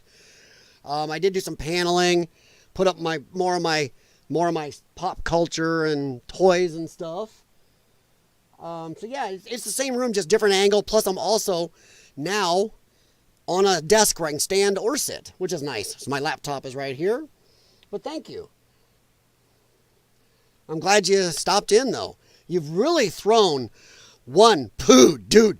You have fed me some stuff to talk about, and you've had amazing insights. And also, your story probably resonates with more of America right now than ever before. Ever in my lifetime. Your story and mine are very close. And wow. It's crazy how many people probably have the same thing. I used to be a Democrat. I used to be a liberal. I used to be more to the left. Now they're like, I don't even want to talk about those people. I'm still freaked out that there were people out there telling me, including family, Trump is going to lose in a landslide. Dude, he won in a landslide. That is how much they were lying to their own people, or how much the left has their heads buried in their own rectum. That is the brainwashing.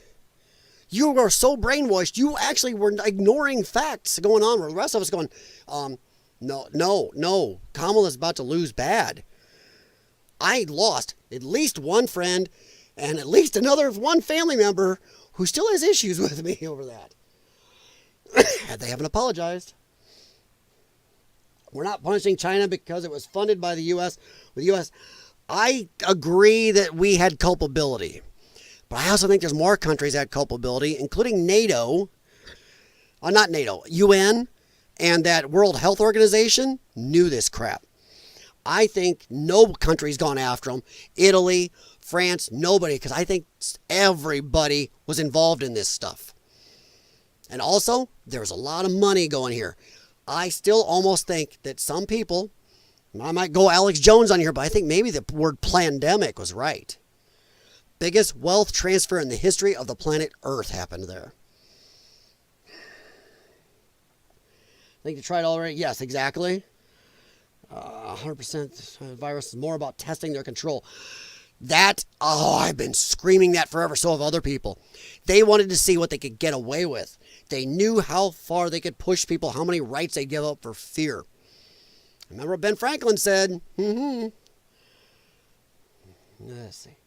I see the Star Trek poster behind you. Oh, yes, we're going to get along one. Yeah. I don't know if you heard Mr. Miles. I was talking before you came in. These 4 Star Trek posters are originals given to me by the manager of the, what used to be, it's gone now, Showcase Cinemas in Milan, Illinois. I was a child and I saw Star Trek 4 with my dad. And I loved the poster. And my dad's like, well, talk to the manager, see if you can buy it. And I talked to the manager. And he's like, well, we can't sell them. We're not allowed. He goes, come back a month or 2 after that movie's gone, and I'll give it to you. I went back and asked him. He goes, you know, I'm amazed you came back. That is great. He goes, right back. He came out with all 4 of those folded up and gave me all 4. They still had the original Star Trek The Motion Picture poster from 1979 there. So these are originals. My wife framed them for me, and I love them. And the one you guys can't see behind my head is Babylon 5. Right up here, I've got Cadillacs and Dinosaurs, Star Trek Next Generation, Star Wars TIE Fighter. I got some Star Trek records that friends J&E Adventures gave to me. Oh, yeah, I've got G.I. Joe toys. I'm a goofball. My man cave is a sci-fi pop culture comic book, whatever man cave. I got a Wile E. Coyote steel lunchbox over here. This is the largest room in our house. It's our downstairs den area. But I'm glad you like it. This is my decor. My wife always says it is definitely me. And I still can't believe that woman married me. Well, she seems to enjoy my fun proclivities. Mr. Miles, the now former head of the CDC, admitted it. She said the 6 foot... Yeah! Fauci, Birx, all of them said it was bullcrap. They had us all walking up and down. Oh, that was weird. My screen... Let me see. Okay, it's still streaming. Wow, my screen went to do its screensaver even though I'm streaming. Wow, that's weird. I gotta check a setting. But yeah, they admitted the whole 6 foot thing going up and down aisles. Hell, they even admitted the mask thing was bullshit. The only thing that had any efficacy was true N95s, not KN95s. I had friends and family who knew I had boxes of these things because of my lungs, asking me if they could have some, which I obliged because I had plenty. I knew how to use them. I still have a box or two, a big box. They're very hard for me to breathe through, though. If you ever use an actual N95, not the KN ones, N, woof, they're hard to breathe through. So yeah, it's a thing. Well, hell, Mr. Miles, my shirt. I got Brave Star. I got tons of old shirts. I got He-Man, Snake Mountain Jim, you name it. But yeah, they lied. They lied. Telling people like you'll wear knitted masks. Come on. Anybody that took biology in high school should have known better than that. So yeah. That's a good point. Likely reeked of the WHO, WEF, and other countries. I think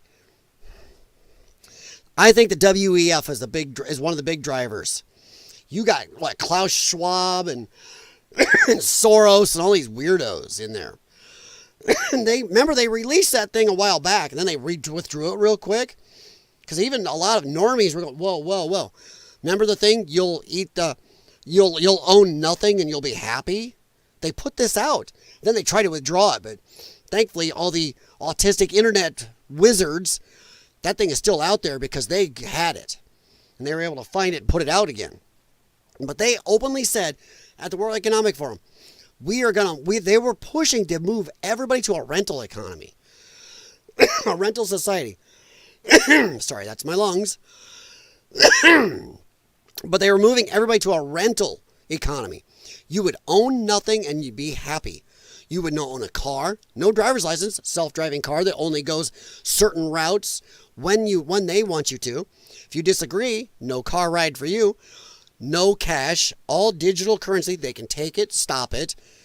dock you, fine you. If you're going to bake cookies, you don't even have a mixer. You get on your phone, tip, tap, tap, tap, I need a mixer. And it's delivered to you by a robotic car or just somebody, one of the few people allowed to work, delivered to you. You use the mixer for the rental fee, then poof, it goes back. Own nothing. Or as Tim Pool likes to say, you live in the pod, eat the bugs. And also putting bugs in food, trying to get bugs in food. Eat the new bug paste. Weird stuff. Like Soylent Green. Old 70s movie. You haven't seen Soylent Green? Go look that puppy up. At Lion's Den, did you hang out around Nerdrotic, Anti-Trekker, or Doomcock? Yes. I've been a subscriber. I didn't hang out. I don't know these people personally. But I was a subscriber of Nerdrotic back when he had 1,000 subscribers. I was in his first 1,000. Now he's over 1 million. Doomcock. Yes, I followed him very early. And Anti-Trekker does sound familiar. I don't know if I followed that one. I've got multiple accounts. I've had multiple YouTube channels over the years. I did a YouTube channel about my lung problem for a while. Urban exploring. I did a political channel. I did another one called Tough Topics with some friends in New Zealand. And unfortunately, the one friend had a little bit of an issue when he was going through a divorce. And he was going through a tough time. Got mad at me one day and just nuked our whole channel. And unfortunately, he was kind of the senior of the channel, so I lost that. And I've got a few other teeny things, but yeah. But I have been around that area, so that's maybe where you ran into me, because I'm an active commenter, either under my actual name or Lion's Den. I comment on a lot of the Geeks and Gamers stuff, Nerdrotic, Doomcock. There's a lot of those people I comment on. Dan Bongino stuff, Steven Crowder. I'm kind of around that. And that was kind of my political awakening. We already discussed what really got you. My biggest political awakening was I was kind of a meh political person. Pretty meh, which always pissed my parents off because they were really into stuff. But what got me is we're at my old auto shop. Me and the guys work, and we're listening to AM 1420 WOC when it used to have Jim Fisher on. There was a talk show we used to listen to for the last couple hours of the afternoon. It used to be on. And George Bush come out and did a speech. George Bush Jr., I'm not that old, come out and did a speech talking about the economy is strong. The economy is amazing. America's economy is great. And everybody in the shop, no matter how unpolitical or political they were, turned to look at each other and went, what? He's full of shit. The economy's horrible. 1 week later, 2008 economy collapse. Yeah. Yep. Or no, it was whatever. I can't remember what Bush's economy collapse was. Was it the '08? But that's what woke me up. You're going to tell me the President of the United States and all these so-called amazing advisors and smart people didn't know the economy was a collapse? Yes, they did. They lied to the American public so their buddies, their pals, their friends could get their money out. They let Americans hang. And that right there to me woke me up politically. And I started looking, how much are they lying to us? So George Jr., you did this. Then the whole freedom fries thing. We can go into that there, Mr. Miles. I was screeching and screaming at that time. The whole Iraq thing is crap. Iraq had nothing to do with 9/11. It was stupid. Then we started threatening our allies who didn't want to go over this. Remember? Oh, don't call them French fries anymore. They're freedom fries. George Bush actually saying, if you're not with us, you're against us. Shit. And it comes out, all those inspectors were right. They had jack. We knew what they had. I had friends that fought in those wars. And they said, we knew what they had because all the ordnance we found was ours. We gave it to them. So that was a whole crappy thing. That was military-industrial complex. Most of our conflicts since Vietnam, they learned in Vietnam how to do wars for money. That's what's happened. So, tinfoil hat, sorry. So since then, and talking to friends who used to be in the military, they also showed me a lot, and it woke me up a lot to how much a lot of our government lies to us, especially the deep state, which everybody thought was a conspiracy term. All it means is the unelected people who are there forever actually holding way too much power. You try telling people what a deep state actually means, I go, oh, well, shit, that makes sense. Those are scary people. Okay, it was 08, I was right. Yeah? Yeah, but it's funny because he come out and told the people on radio. We listened to his live address to the people, and he was saying the economy is strong, the economy is fine, the people have nothing to be worried about. 5 days later, it collapsed. Right to everyone, including my dumb butt, working under the hood of a vehicle at the time, went, what? You're lying. And I wasn't very political at all then. None. In fact, I would have called myself more Democrat then. I wasn't dumb enough to vote for Obama because I read about that man. The man came from Illinois, and I knew things he didn't do. That man put up a lot of bills that he wouldn't even vote for. He'd vote present on his own bills. He was horrible. He was a Manchurian candidate. We could see he was a made person. Bush went before. Yeah. I don't know if he went before that much because they made up so much about that stuff. Yeah, Chicken Little economics. I remember that. But he actually went on the radio telling us the economy was fine when it wasn't. And I remember average people at the time, and a lot of people were pissed at Jim Cramer at the time on, was it MSNBC or whatever he did, or CNBC. Jim Cramer out there, the economy's strong. No, it's great. That man lied to, well, I believe, and a lot of people believe he lied, because he ended up selling off, getting himself out. If he'd have told down there, a lot of people would have been selling off and he would have lost money. A lot of these people covered up, and then they got out, and a lot of American people got screwed.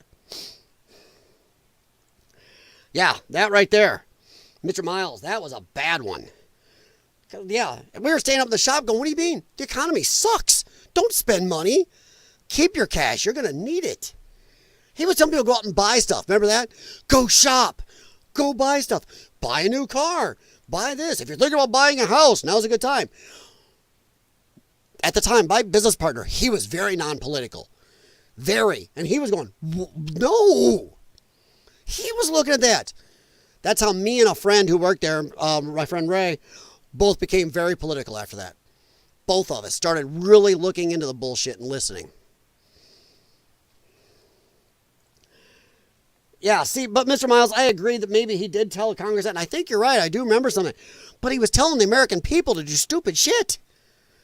He may have been telling Congress one thing, and I do remember him doing some of that in the Chicken Little economics. But he was telling the American people to go out and spend money and buy shit. I remember that stuff, so that was crazy. But let's see here. What else? Was there something else I wanted to talk about on this stuff? Damn, you guys have really come in hot tonight. No. Oh, here's something we could really throw a little time at here. Mike Lee, Senator Mike Lee posts this. Did anyone pay the two guys who tried to end Trump in 2024? If so, were they both paid by the same person or entity? Because Libs at TikTok posted, we're about to find out everything there is to know about these two individuals. Because it's funny how we know jack about these, especially this kid. Somehow you're going to tell me the FBI, CIA, NSA, all the tech companies can't get into this guy's emails or unencrypt his phone? Bullshit. And bullshit. It's just like the pilot in that Black Hawk helicopter. They wouldn't tell us who it is, but when they did, people noticed that all of our social media had been scrubbed. There's times they lie to us, and I'm still not sure 100% they're telling us the truth about the Black Hawk thing. And why? Why don't we believe them? Because they lie to us so much. Or as Kash Patel said the other day, the classified system has been overused and abused by our government. He says there's some stuff that needs to be classified, but they use it for everything to cover for all the dirty stuff they're doing. It's classified. It's classified. They classify things that flows money into their pockets. So they cause this where a lot of Americans don't believe them anymore because they do hide things from us. I want to know what about this guy here. How did all the improbabilities happen that led him take a shot at Trump? And this dude over here is a lunatic. Every sign on him. So I don't know. I think I hope we do find out. And in a way, I hope we do not find out there was people in our government involved. I hope maybe we do find out they were just two loons who got insanely lucky. Because the damage it'll do to this country if we find out it was somebody in the Democrat Party was doing it, or people actually in our government were helping this. I think it'll do major damage. I think it'll finally turn the center and right really nasty. You can only do so much till some people who will put up with almost everything get nasty. So we'll see.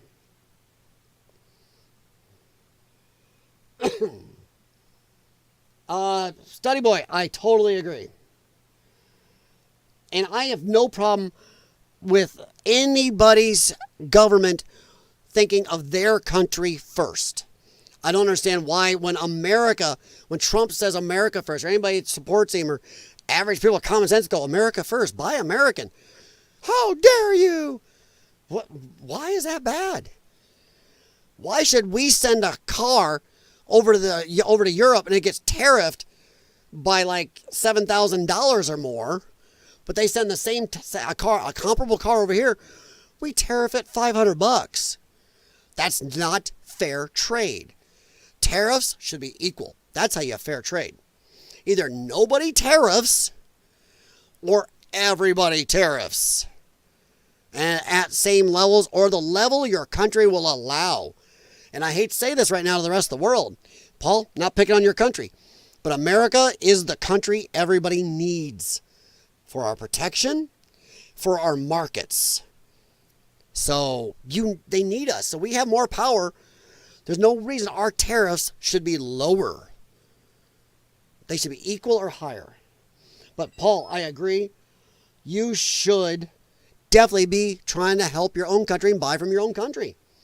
That's not isolationism. That just makes sense. You buy from your own country, you help your country out. I think we've gone way too far into a world economy. We gotta have trade everywhere in the world on everything. No, we don't. Sure, there's some stuff we can trade on, but not everything. I do not think we need to do that. Mr. Miles, the FBI burned his body within 48 hours of shooting him. Yeah, that's crazy. Yeah, the medical examiner didn't even get to finish anything. Poof! Incinerated the dude. It's like, First, the line for that usually takes weeks. Yeah. Plus, the investigation wasn't done. The medical examiner hadn't even time to go through stuff. And the very fact that they somehow can't give him more information on this kid yet, today.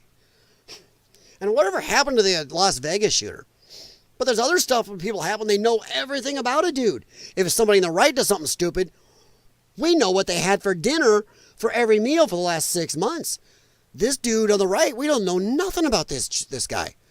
We still know nothing. He had a bullet to go that close to President Trump's actual skull. How do we not know everything about this dude? And the dude on the left. What we do know, holy crap, how did he get close? So yeah. America, I don't know, Paul, I don't know how much you know over in your country. America gets the raw bone from about 95% of all the countries we deal with. Every country tariffs stuff. China is horrible. But every country tariffs the hell out of us. We have trade deficits with everybody because they're tariffing the shit out of us, and our government is selling us down the river because their buddies in the big business go, hey, we'll give you some kickbacks, or hey, when you retire, we'll give you a job, or something will accidentally float into your super PAC at your next election. So they're selling us out. There is no reason our tariffs should be lower than any country. Our buying power, our protectiveness from shipping lanes. Anybody needs help, they always call us. Natural disaster, we're there to help. Our tariffs should be equal or higher than everybody else's. So that's it. But it's crazy. In China, let me help you out. China is horrid. You take 2 cars in each country. Let's say they each equal $5,000 in those countries. $5,000 American in each of those countries. China sends her car here. That $5,000 car is now at, after shipping in the tariffing, it's at $5,800, let's say. Let's say $6,000, even number. Our $5,000 cars go over to China. That car now costs $15,000. That's the tariffing. That's how China protects itself. And people always chicken littling, but your stuff will go up in price if we tariff back. So your option is let us keep getting screwed. Bad idea. Sooner or later, yes, some of our stuff may go up for a while till we get it here. Put our manufacturing back here. And if the prices go up, if the jobs are back here, people can afford it. Because their wages will be up. So yeah.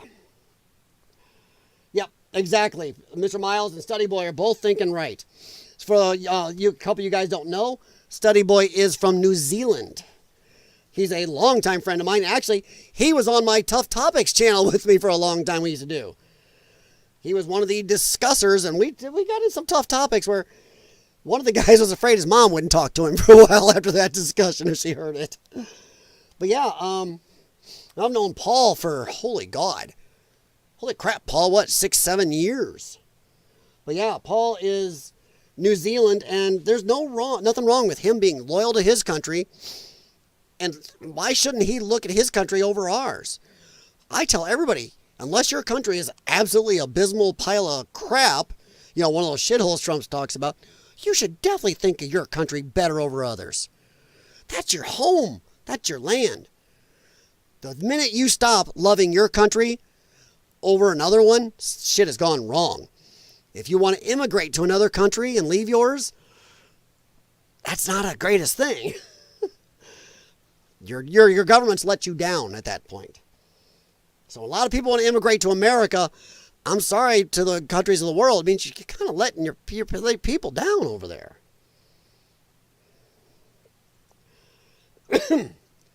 Really weird connection. Both those people were loosely connected to BlackRock.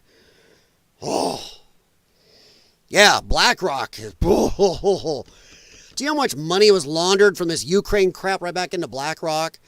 BlackRock already was given no bid contracts to rebuild Ukraine when this is over. So yeah, tons of that money already went right into BlackRock's coffers. So what?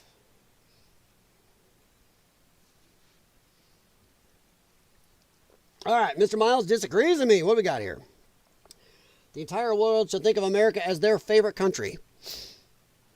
Yeah, I kind of like that.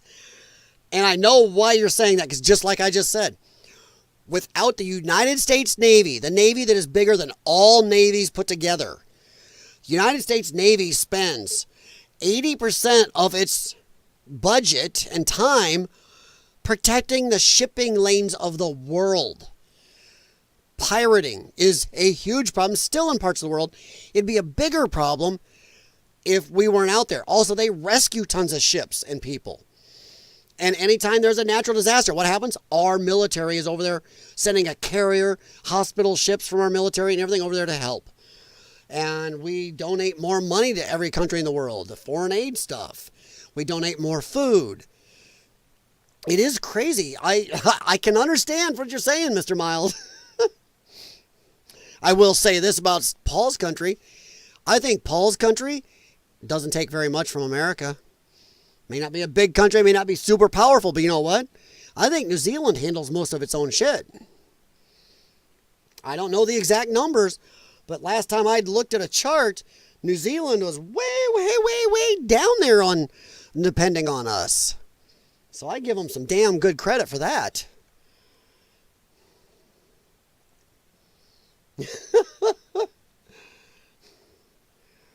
Mr. Miles, yes, and there's talk of that. I watched a recent speech from can't remember his first name. Is it Andre Kissin? He is a UK citizen who immigrated there from Russia, and he was talking about America in there, and yes, mentioned our Bill of Rights, our Constitution, our freedom of speech is built into our country. And how that's a good thing, yeah. I think there are a few countries that have it in there, but it's not as high up as like in our country. Our country is 1. That is it. The 1 and the 2 are there for a reason. They support each other. Our forefathers actually wrote that. You can't have one without the other. So yeah, our Constitution does have it. Let me ask Study Boy, do you guys have a Constitution for your country? I don't know. A lot of countries don't. And if you do, or you don't, do you have a Bill of Rights that mentions free speech? Because I do remember during the panda flu, your prime minister was doing some scurvy crap at the time. So I don't know. So that is actually a question for me, for you, Study Boy. Do you guys have a Bill of Rights, a Constitution that has freedom of speech really listed? If so, how high up? Yeah, our corruption is due to the same thing that it's okay. Let's play Spider-Man. Spider-Man. Absolute power corrupts absolutely. You get people in our government that are there for decades and decades. Humans, we like power. You get it, you don't want to lose it. You want more of it. It happens. Trust me, as an ex-business owner, I kind of like that power. Working for somebody else, if you ever own a business, working for somebody else ever again feels wrong, feels dirty. It doesn't feel right. It really doesn't. So it's rough. But our corruption is due to the people getting power, getting to stay there too long, craving more, and then also thinking they're better than us. They get there and they think somehow they're better than we are, and they really have sold themselves that they are better than us. They believe that. They think they are just so much above us now. We are the unwashed masses. I mean, come on, look at the left. The left screeches and screams about how dumb everybody voted for Trump is. I'm sorry. Your master's degree, your gender studies degree, even your PhDs mean jack shit. Because you want to piss on plumbers and auto mechanics and roofers and all these guys that build houses and stuff. You realize those guys, the amount of math, training in the auto industry, in electronics, it's not just pulling wrenches. I have a scanner at home that cost me $2,000, and that's nowhere near what my Snap-ons and Matcos and everything cost me. That is crazy. I have a toolbox in my garage that outweighs my full-size pickup truck. And then you add all the technical and electronics knowledge and knowing the circuits and how everything operates with all the advancements today. These people have no clue what the average Joe does to keep this country going. You remove everybody with their their PhDs in 3rd century German or even Egyptian archaeology. Country moves along. You remove all the plumbers and guess what? You're hip deep in shit. But that's what the left thinks. The left thinks we're all dummies. And all these people I just mentioned, a lot of them own their own businesses. I did. You got a lot of plumbers own their own business, run their own business. It takes major intelligence to run a business, let alone more chutzpah than most people on the left seem to have today. And definitely some people on the right. So, but yeah. But I don't know if Study Boy heard me. Where he's at right now, he's probably in the middle of his work day doing stuff out there in the woods on his campgrounds or whatever he's doing right now. But Study Boy, if you do hear me, do you guys have a constitution that lists rights for the people in it? Or do you have a Bill of Rights and is freedom of speech in there? I'm curious. Because Paul is what? About 20 hours ahead of us, I think. Here, let me find out. Okay, Google, what time is it in New Zealand? New Zealand has multiple time zones. Okay, so right now the time in these zones is between 9:04 p.m. and 9:49 p.m. There we go. So it's tomorrow. It's tomorrow at 9 p.m. or today. So it's 2 a.m. here, but 9 p.m. there. Okay, so there you go. Oh yeah, he's from New Zealand. Yep, I've known Paul for a long time. Him and Isaac and dude behind the camera and a bunch of people over there. I talk to people from around the world. I got friends because of my urban exploring channel and some of the political stuff I talk to. I got a friend named Alistair in Scotland. I talked to some people in the UK, the rest of the UK. So I still think of Scotland is separate somehow.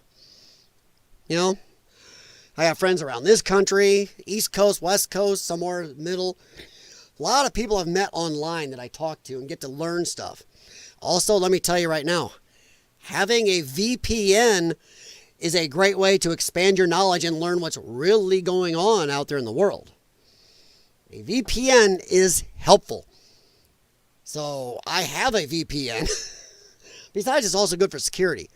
But if you have a VPN, you can watch things, read things, and hear things from all over. And then you can find out also when somebody somewhere is bullshitting you a little easier.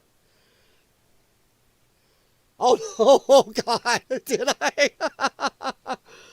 Hey, that's how I feel when anybody gets anywhere near the word Alexa. In fact, she probably heard me. She's upstairs in our kitchen. We don't keep her around where we talked about too much things.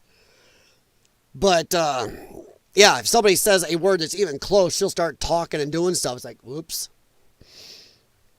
And then there's always some jerk on some TV show or something sometimes. Hey, Alexa. It's like, ah! Oh, yeah. Well, there you go. We know what time it is in New Zealand now.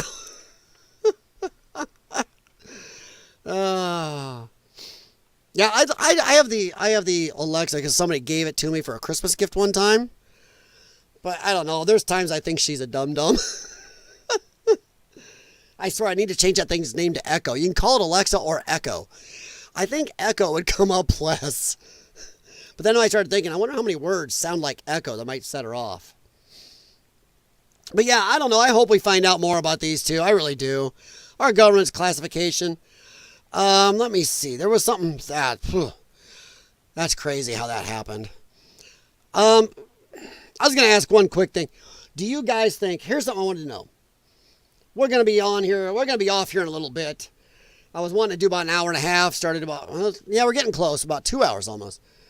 But you guys have given me a lot to work with, which is great. And I like not only telling and giving opinions, I'm getting opinions. I love it.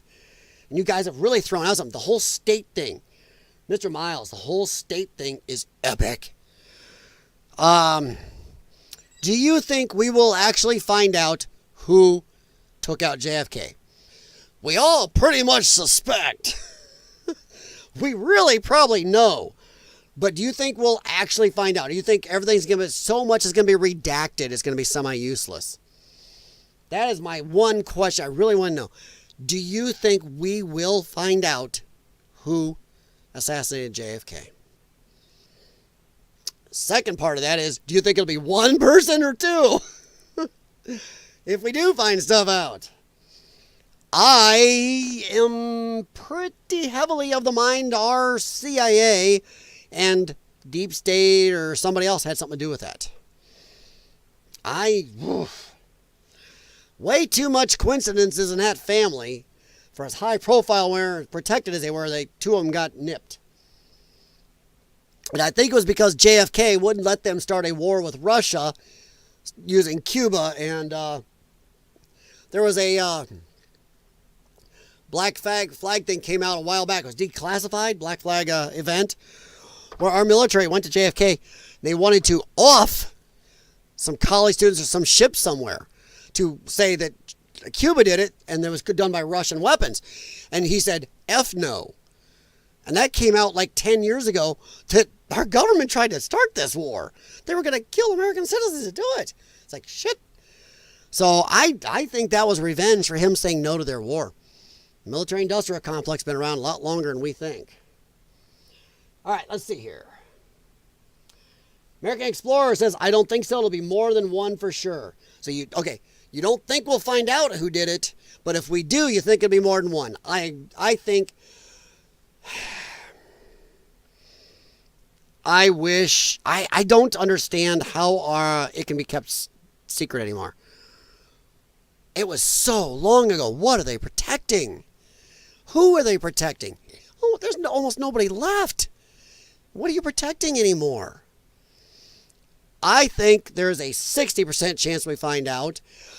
If we don't find out, I think Trump may push to go back at it again. He made a promise to Bobby Kennedy, to RFK Jr. I still call him Bobby. I don't know why. RFK Jr. And I think he's going to try to keep it because Trump really is busting his ass to keep promises. He really is. Really is. So I think there's a 60% chance we do. 40 we don't. But if we do, I think 2 shooters. I do not think that Lee Harvey did it. I think it was somebody else. I think he was set up. Like they said, for him to make all those shots is epic. But the weaponry he used then, I don't think so. Mr. Miles, I'm sure they scrubbed those files. Well, there is still stuff they're blacking out, but they're really pushing to try to get as much to the people as any way allowed. And I don't know why they have to black out any of it. Come on, nobody's in our government that was there then. This is so long ago. My gosh. It should be out. Should be like copyright law. Certain amount of time, it's just free and clear. It comes out. Files before they officially documented them. Oh, you don't think it's even documented in there that what we're going to see is what they let in there, and even that is going to be bullshit. Oh, okay. Okay, I like that. Think they covered their tracks really good. Possibly. But then it makes you wonder why they've been fighting so hard to hide it. They would hide it. Let's say it would make sense if they scrubbed it really for real, that they'd fight it for 5-10 years to keep everybody from being suspicious and go, okay, here it is. Instead of doing this for, since, oh my God, it's been, 55 years? Pwah! But what are you protecting in Langley? Because you can just say, well, the CIA of then is not the CIA of now. I mean, I don't know. Mr. Miles, exactly. Eisenhower, beware of the military industrial complex. Well, remember, was it Adam Schiff? Or was it that, come on, the senator with his pants pulled up around his nips? Oh, come on. Schumer. Is it Schumer? Chucky Boy? But remember, no, I think it was Schiff that said, hey, the intel agencies have 100 ways to get back at you. Crap. That sounds like a threat to me. That sounds like a real threat on the president's life when he's saying that about Trump. Ugh. Yeah, Chucky Boy. Yeah. So it was Schumer. Yeah, the people, the military, the intel agencies have 1,000 ways to get back at you. Shit. He pretty much told Trump, you crossed them, so, well, they're going to get you. That is nasty. Ugh. The protecting Langley, I don't know. Maybe, though. American Explorer, you may be onto something there. But I don't know. Do you really think it would still bug them that many years or decades later?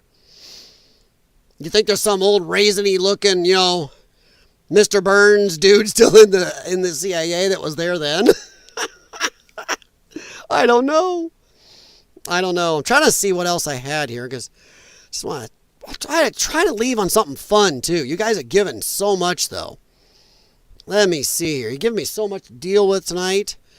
It's been great. I love that. I thought I had some. Oh, I don't know if we want to do this. It's kind of serious. All right. We will do this one. Just real quick. This is from the redheaded libertarian I shared. A bad dream is finding out the state of Connecticut, and I have friends there, Rich, look out, that you represent released an axe-murdering cannibal back onto the streets because he was feeling all better. Make your got to damn bed, Chris. Yeah. A man accused of hacking someone to death with an axe and eating part of their brain and an eyeball has been granted conditional release after a careful review of his clinical progress, officials in Connecticut say. Holy crap. Holy crap. But my God, if I'm caught with a firearm without a FOID card in Illinois, which I have Illinois, I'm in deep shit. But this guy, you mow down on somebody's brain and eyeball and he's making great progress. There's no progress that gets you back on the streets. You should... Once you go Hannibal Lecter on somebody, that's it. You stay in forever. We do not let you out.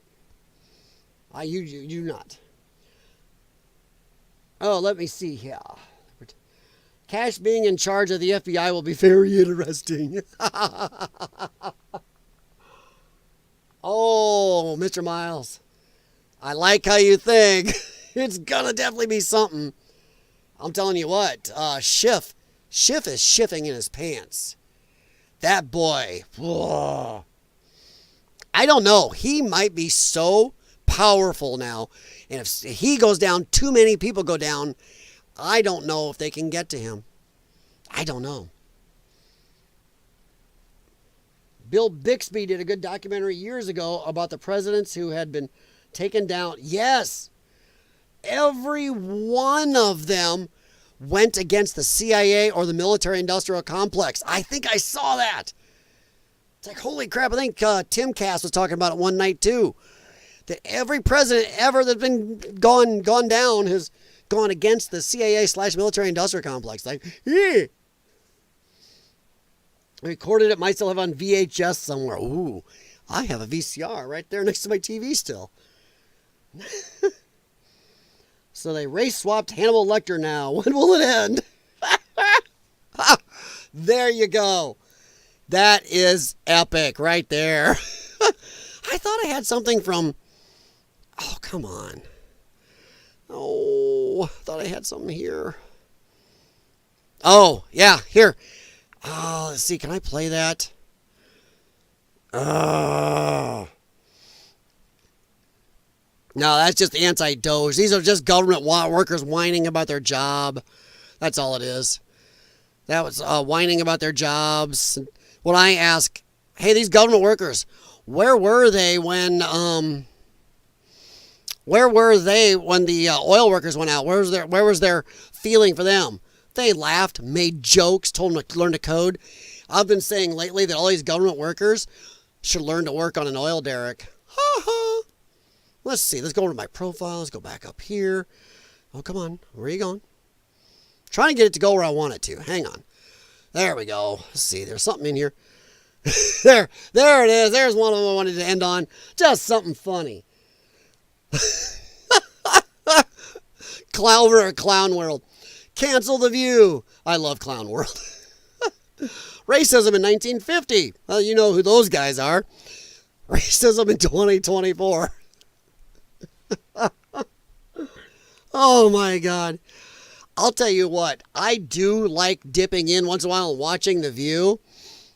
Just for the sheer insanity. And also because I think you got to watch all sides.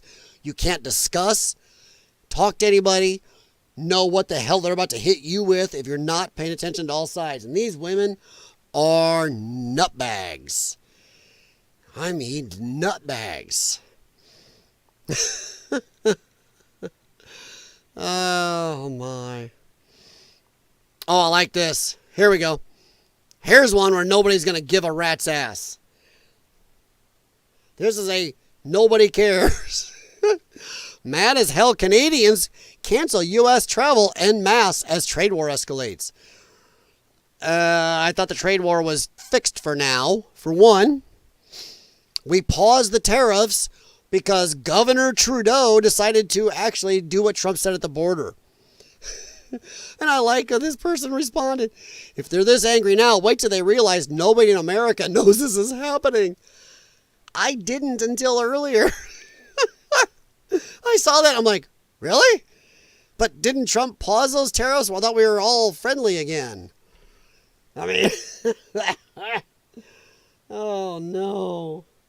Yeah, the spew. I have not heard that one. I always call it the ew. But the spew, I like that. Biden added something around 20K new. Oh, it's more than that. Biden added 85,000 new IRS agents. So, okay, I did this on a post earlier somewhere on X. I said, okay, now wait a minute. These IRS agents should automatically be fired if they're this bad at math. When you get 85,000 new agents, but then you lose 7,000 of those, you're still up on Americans by 78,000.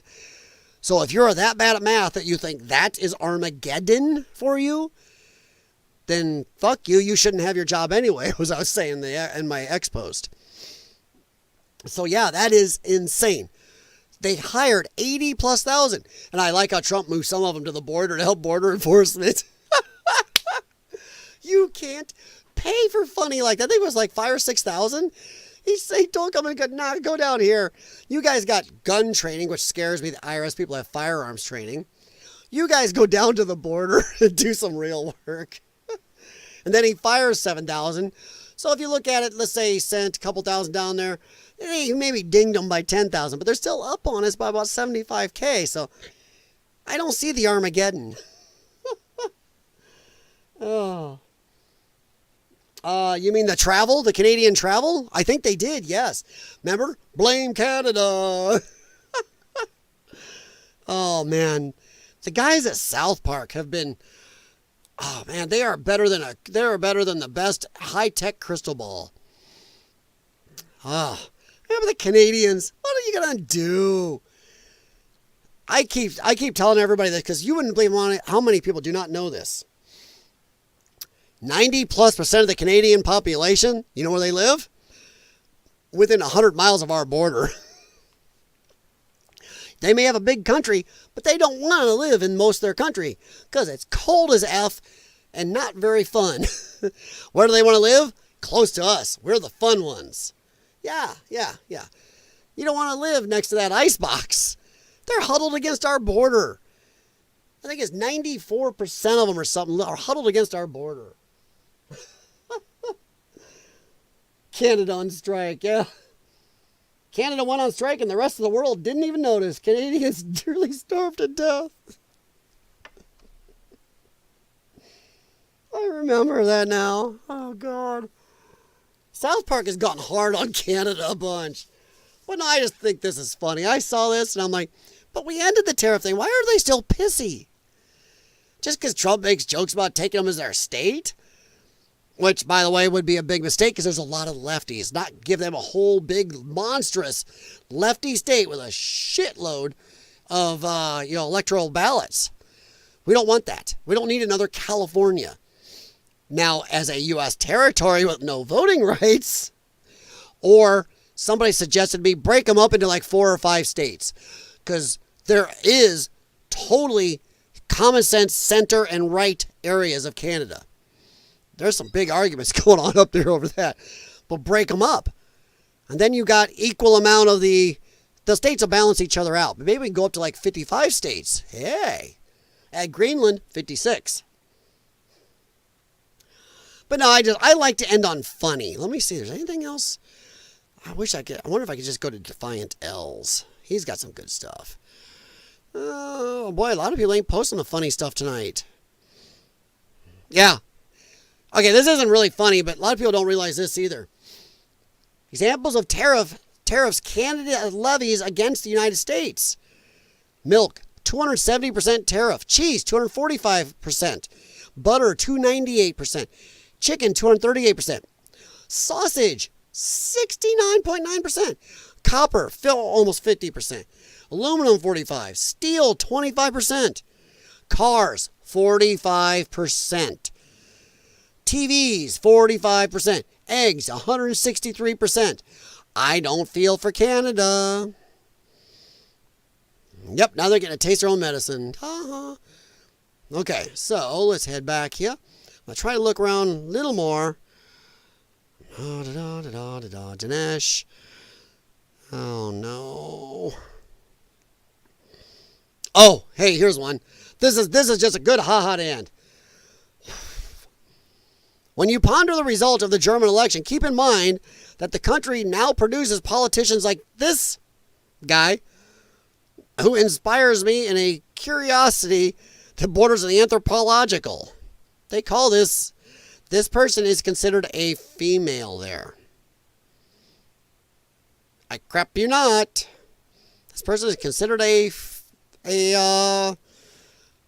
biological man is the terms we get to play with now. So yeah, how's that for a way to scar your eyes? Oh, man. I was really trying to find just some... There we go. There it is. There's the ender for the night, everybody. Okay. About now, I'm guessing you wished you hadn't fucked with me. Ding. And the same way with Tulsi. Same way with RFK. Trump is there because of what the Democrats did to him. Tulsi is there because of what Democrats did to her. RFK is there because of what Democrats did to him. Elon is there because of what Democrats did to him. Jesus, Democrats. You are chasing away your best and sending them to us. Trump used to be a Democrat. Way to go, Democrats. Democrats is the Republican Party's MVP. The Democrat Party is. So, yeah. You can't unsee that. Dude, isn't that freaky? Yes. It is. It is. That's why I thought I'd better back off that and end on this. There you go. Guys, thank you for showing up. I appreciate it. And you guys this is what any true live streamer loves. God, you guys gave so much into this. Mr. Miles, nice to see you again. Appreciate you coming in. American Explorer, as always, my friend. And I'd like to see some pictures of that vehicle, bud. My email is on there. It is Lions Den ws6@gmail.com. Send me some pictures. If you ever have any topics you'd like me to discuss, send them there. Or comment here on my X. Other than that, I appreciate it, guys. If you haven't hit the like, please do. If anybody sees this afterwards and you like anything I said, please hit thumbs up, maybe subscribe. If you didn't hit the thumbs up, I appreciate you taking even 2 minutes of your time to watch any of this, because that shows you possibly have an open mind and maybe will listen to all sides. And we need more of that. And if you all didn't like what I said and you leave a comment, well, it's not saucy enough that it might get in trouble with YouTube, or it's just a plain lazy, dumb attack, I'll leave it up. I'm not here for an echo chamber. I'm here to hear comments and talk. I mean, I definitely have my beliefs, and I'm not hiding them. Just like these guys on here aren't hiding theirs. Study boy from New Zealand, he's probably more center even than I am. Maybe a little left. I don't know. But I'm not here for echo chamber. I don't want to put words in his mouth because I don't know. Because Paul and I did a lot of stuff together on tough topics, but I don't think we really went into that. I'm not getting a vote for DS9, a Voyager DS9 movie. Ooh, I'm nerd enough to know exactly the scene you referenced. Nice. I like it. I like it. I like it. Tomorrow, line from Star Trek Voyager. Future's End. Real Freakosaurus. Mm-hmm. Yep. That was a weird episode. Oh. All right. One final question. What is your favorite Star Trek series? Please, for the love of God, don't say any of the new J.J. Abrams ones. Oh. Please don't say that. I'm going to limit it. The original series, TOS, Next Gen, DS9, Voyager, or Enterprise. Which one is your favorite? My wife right now is watching Enterprise for the first time. She's waiting through that. She's done Next Gen and DS9. She's still got Voyager and the original series to go through. Voyager is my favorite, but I know I'm in the minority, but it's the one I grew up on. Well, if you grew up on Voyager, you kind of should have grown up on Next Gen and DS9 because they were all going at the same time for a while. But yeah, mine, American Explorer, my boy, I love ya. I still love the one that started it all. I go back and watch some of the TOS. I refer to them all the time. Like with the whole Israel-Gaza thing, I say that is right out of the Star Trek episode, A Taste of Armageddon. Whoa, that's a good episode, too. Trump show. God, I'm stuck in a loop. Kirk shows he can get nasty if he needs to in that episode. Love it. Taste of Armageddon, you haven't watched it. Next to TOS, I will go Next Gen. I grew up on Next Gen because I remember watching Star Trek, the original series, my dad when I was little. Next Gen, that was my jam, man. I was about 15 when that came out. Oh, it came on so gorgeous. I was excited watching on our fuzzy TV out where we grew up in the country, watching on Channel 18. Oh, loved it. My wife loves that one. So yeah, I agree. Let's see, you never get an Enterprise. I like Enterprise. Enterprise is criminally underrated. Mr. Miles. Boy, you guys, I'm agreeing with some of both of you. See, look at this. Democrat, Republican. I'm not saying you guys are either. I'm saying this is how Democrat, Republican should work. We find what we agree on, and yeah, we can disagree on the other stuff. But I agree that Enterprise is criminally underrated. The bad thing is the last season of Enterprise was the best, and it had critical acclaim. Really found its footing, and that's when they canceled it. You guys are idiots. There always should have been that 5th season of Enterprise. I'm a nerd. I've got so much Star Trek stuff over here. I got the NCC 1701D here. I've got D models down here. I have 200 plus Bantam book Star Trek stories I used to read. I've got the Klingon Dictionary, all the blueprint books. I have got signed stuff from Walter Koenig, George Takei, Robin Curtis, and William Shatner. So I am that nerd. I used to go to Star Trek conventions. American Explorer. Let me help you with age, bud. I admit it, with my lung problem, I wasn't supposed to live to see 19 years old. I have a unique look on age. But I had a friend one time, I'm urban exploring. We're in an abandoned city called Pitcher, Oklahoma. And I said, so I can't remember what it was, some reference to pop culture that's older. He goes, damn, you're a dinosaur. I go, better to be a dinosaur than a fossil. Aha. And he looked at me for a second and started laughing. He got it. That fossil's dead. So better to be the dinosaur, American Explorer. Trust me. Enjoy that. Age is a good thing. Once you stop aging, shit has gone wrong, unless your name is Duncan MacLeod. I bet Mr. Miles likes that one, too. Next time I was on reruns, used to have a tradition of watching New Voyager with my mother every Wednesday. Wow. My dad was a sci-fi person in our house. When I was a child, he liked the original series, and that's how I saw it. On an old black and white TV, mind you. So, yeah.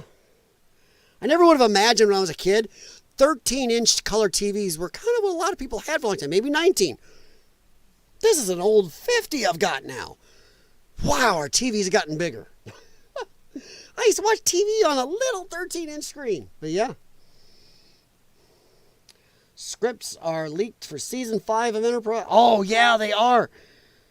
But wouldn't that be great? They were after that forever. A lot of people were trying to get that. Of course, I am also still in mourning for the loss of the Orville. That show, I was pissed when they took it off Fox. I knew when it went to Hulu, it was going to get one more season and go away. What an amazing series that became. If you've never seen The Orville, go watch it. It is like Star Trek without the people with the sticks in their butts. I love Star Trek, but sometimes they got their sticks in their butts and they're too perfect. They all love Shakespeare. They all love classical. Nobody likes rock and roll anymore, or some of the fun stuff, or talk like average people. They all talk like this, I am definitely very happy to know you, and yes, I can quote Shakespeare tonight. I loved The Orville. Let's see here. I never saw TOS in color until the 80s when I started my career and bought my own TV. Wow, dude. Highlander series is true. Another mother introduced me to. It was just dating me. This is when I lived with my parents a long time ago. I was a kid. I was able to drive. I remember driving to Milan. I'm going to the movie store. It's actually what it was called, the movie store. I was trying to rent a movie. Get a VHS, go home, watch something, and chill out after hanging with friends. So I get home. I'm in the store, and I'm like, what is this movie, Highlander? Read the synopsis. Sounds interesting. I went home, grabbed some food, sat down in front of my TV, put that in my TV and my VCR and watches. My jaw hit the floor. I love that movie. I have the soundtrack. I know the songs. I really connected with Queen more because of that. Love that movie. Then when the series came out, I had a stink eye. But Duncan MacLeod, or Highlander is Connor MacLeod. I have to admit, that show won me over. I loved that show. I think Adrian Paul was stupid. That show was still #1 in the world. syndicated show, number one syndicated show in the world, and he decided to quit. His career didn't go very far afterwards. Some of these people don't know when they have a good thing, but yes. Let's see. Mr. Miles. Oh, dude, keep talking. Talk dirty to me, man. Farscape. Oh, amazing show. My wife got to see that one. I had to buy it for her on Blu-ray because the service she was watching on something got rid of it. Love it. Farscape. Epic. The Peacekeeper Wars, not so much. But at least they ended it. Babylon 5. Oh, I own the Blu-rays of Babylon 5, plus my poster. And the one you can't see on the other side of the TV is a picture of Babylon 5 with the Cast 1 crew. Yeah. I'm that nerd. I have a Babylon 5 t-shirt somewhere around here. Hey, Riker boy. Sorry, my 95-pound 4-year-old Chesapeake is coming to see what I'm doing. Hey, buddy. Hey, big dog. You got up off the couch. How you doing, man? Yeah. What did you think of the animated Babylon 5 movie they did a few years ago? Not bad. I was impressed. I put off watching it for a good while until about maybe 6-7 months ago. I was impressed. I really was. I do like the transfer. They updated. Babylon 5 to me is still one of the top sci-fi movies shows ever because it is so interconnected. I don't care if the graphics are outdated. The story is amazing. The actors. I mean, Londo and Jakar. Oh, I could go on about this forever. But I liked it. I liked it good. Put off watching it, liked the animation, but the story was great. 100%. 100%. Now, here's one. This is rated as still one of the best sci-fi series in history, and it's still, people thought it got robbed. Firefly. If you look behind that Millennium Falcon right there, there is the Starship Serenity right there. The Firefly class cargo ship. Right behind my AT Walker and behind my Millennium Falcon. The AT Walker is original, by the way. And I have an original X-Wing on this side near my... Oh, no, he's down there too, right by there, because all my G.I. Joe stuff is over here. But yeah, Firefly. And the movie Serenity was epic. I have that on Blu-ray. Oh, I love Serenity. That show and that movie were gorgeously perfect. Now, if you watch Firefly, look up online to watch it in the right order. It was not shown in the right order on Fox. They screwed around. They thought they knew better than Joss Whedon. Retards. They showed it out of order, which didn't help people get into the story. And it's on the Blu-ray, on the DVD and Blu-ray set, I believe, out of order. I know my DVD set, it is out of order. Look up the actual order to watch it in. It does make it better. Let's see. Again, a year from now, we'll be able to use AI to replace... Oh, the AI does worry me that way, though. It's going to be so easy to fake things. It's going to be hard to tell what's real and what's not. And you got cell phones now. There's a commercial on TV. The guy takes a picture of his wife and kid. Then she takes a picture of him. They put it together. But that's not a real memory. They're faking stuff.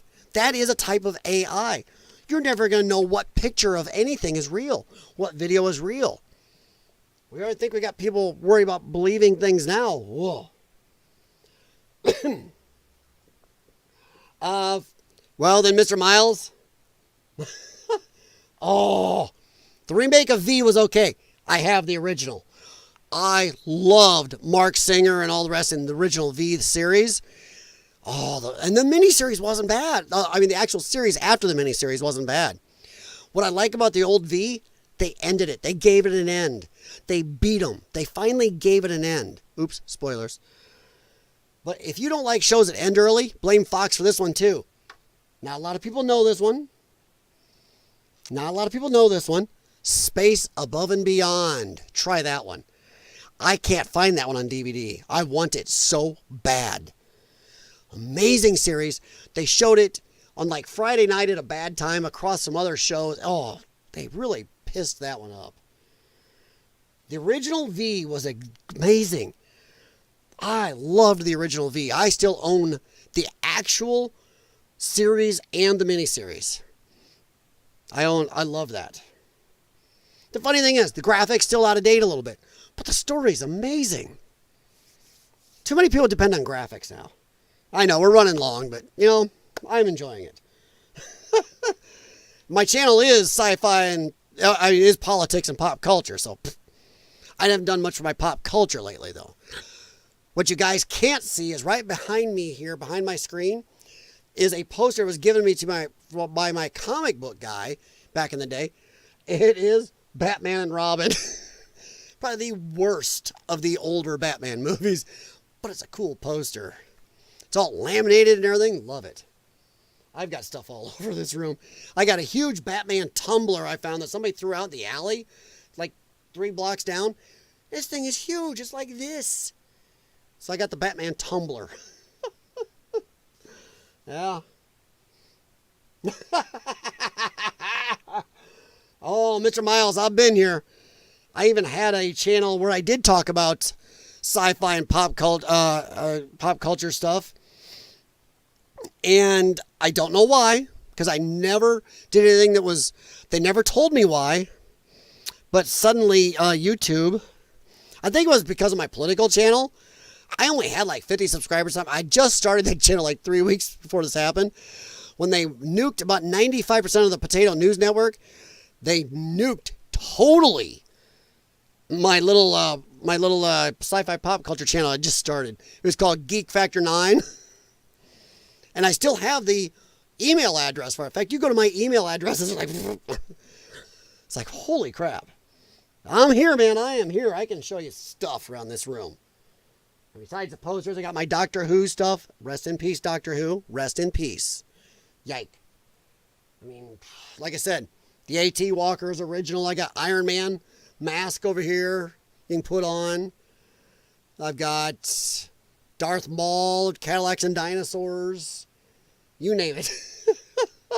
And if you look at my TV, that blue thing you see glowing next to the TV is a stormtrooper, a big tall stormtrooper. And on the other side is a 3.5-foot tall Darth Vader. By the way. All right, Mr. Miles, I might be about to lose you right here. I might be about to lose you. Some people agree 100% with me. Others go, Blah. There are only 6 Star Wars movies. That's it. There are 6. You had a good run, a lot of good memories. Yeah, I still have my old Transformers. Well, some of them. I have some of my old Transformers. Grimlock is right by the bottom of that TV. Yeah, I kept a lot of it, and there's stuff over the years that friends have given me.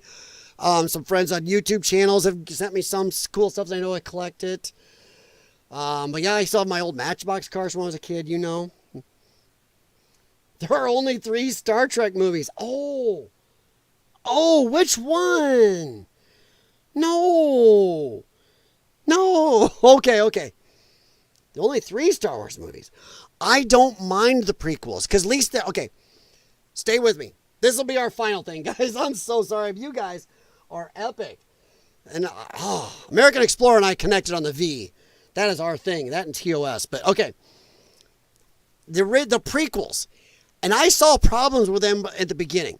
I will think the last one, the 3rd one, is the best. You will never find better a guy turning bad because of fear and really shows how a guy can go to the dark side than you did in that movie. And then the lightsaber battle between Obi-Wan and Skywalker.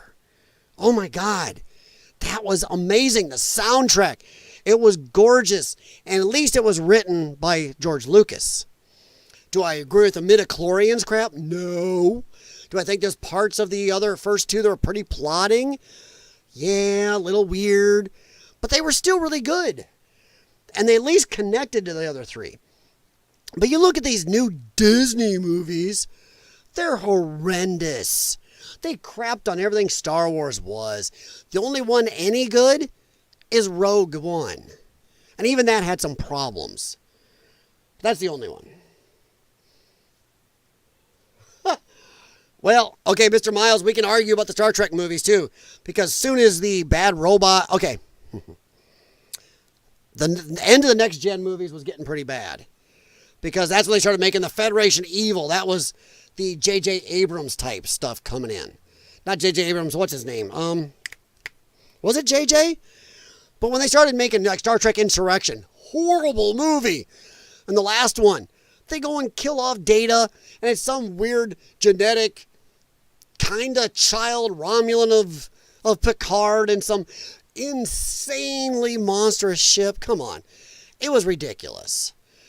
And once again, Federation bad, whatever. The last couple Next Gen movies were pretty bad, and that's why they stopped making them, because they did really bad. So, I liked Star Trek 1 through 4. 5 is not the best. Sorry, William Shatner. 6 is epic. Amazing. The first Next Gen movie, there's mixed reviews, but I liked it. You know, I thought Kirk died badly. There is something you should look up from the Roddenberry archive or whatever. Look it up. There's a thing where they showed Kirk and Spock finding each other as Spock died. Kirk comes through the Nexus and sees Spock. Look that up. It's on YouTube. Nemesis. That's it. Nemesis. It was a joke back then. That was the nemesis of all Star Trek fans. That ended the Star Trek franchise at the time. People were like, that's horrible. Insurrection was almost as bad. The little what, K class, K7 class, whatever it was, bird of prey taking out the NCC 1701D, even with its shields down. That ship had more than enough power to slaughter that super old, out of date, tiny crew capacity of, I think, maybe max of 100, tenth of the power. Yes, I know this stuff. Klingon ship against the flagship of the Federation. My ass. Nemesis is horrible, but it was a Star Trek movie. Barely. Because I think that's when the bad robot era, some of the people involved in the Star Trek series as we've had lately started getting involved. But yeah.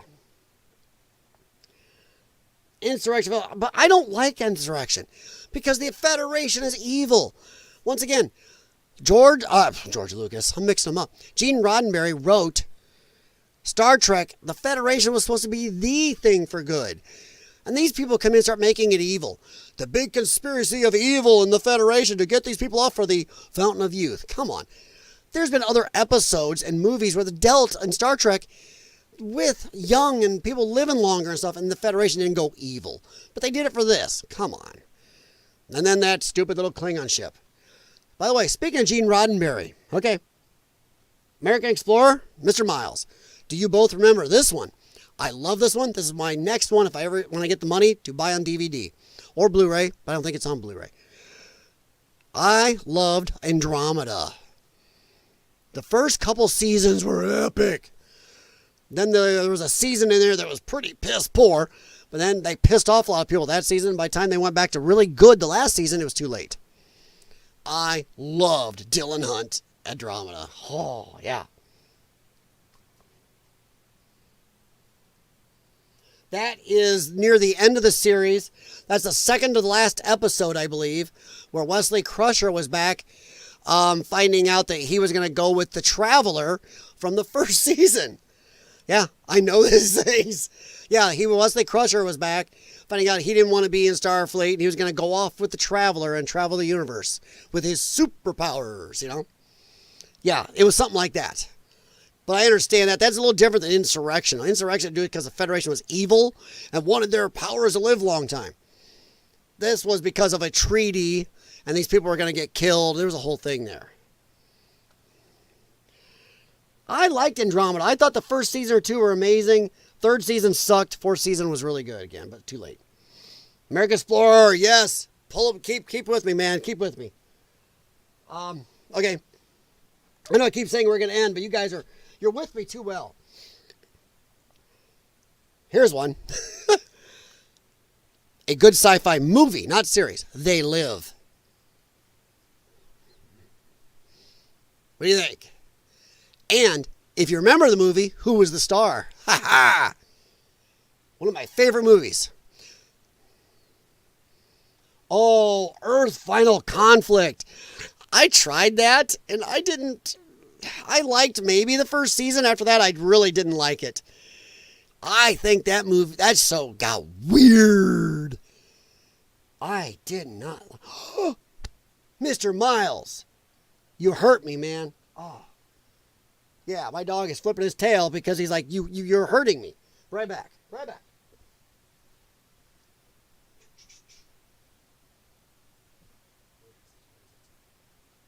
Oh, come on.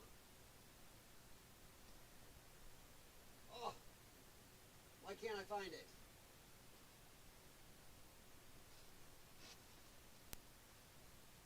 Oh. There it is.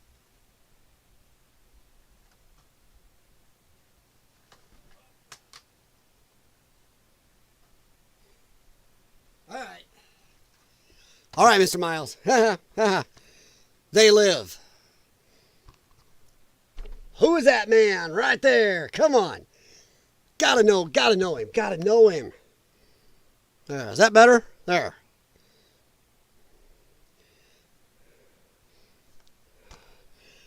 This is one of the most fun John Carpenter movies of all time. Right? This is not quite as good as Big Trouble in Little China for me, but I love this movie. Big Trouble in Little China, I have a shirt. I love Big Trouble in Little China. No, not Kurt Russell. Rowdy Roddy Piper. That is Rowdy Roddy Piper, man. They live. The memes are all over the internet when he's taking sunglasses off and seeing subliminal messages. If you've never seen this, look it up and watch it. This is probably one of the best B sci-fi movies that ever came out. Such a good movie. So yeah, They Live. John Carpenter did this. Same guy who did The Thing, who did Big Trouble in Little China, and a bunch of others. But this one, oh, good movie. Big Trouble's still better. I love Big Trouble in Little China. It's all in the reflexes, Wang. Now, you'll give it a try. Good. This right here, this has got to be the end. I got 5 or 6 treatments due for my lungs yet tonight, breathing treatments. So I got to get off. But this is one of my favorite movies of all time. This movie skirts horror movie, action, and comedy all at once. Have you ever heard of it? Deep Rising with Treat Williams and Famke Janssen. Good movie. Oh, and the guy who plays the bad guy in this, I'm not going to run it, but you will have seen him and stuff. But yeah, check out Deep Rising if you haven't seen it. American Explorer, have you seen either of these? They Live. American Explorer, I'd almost think you've seen this. And Deep Rising. 80s. I believe this one is 90s. Yeah, 1998.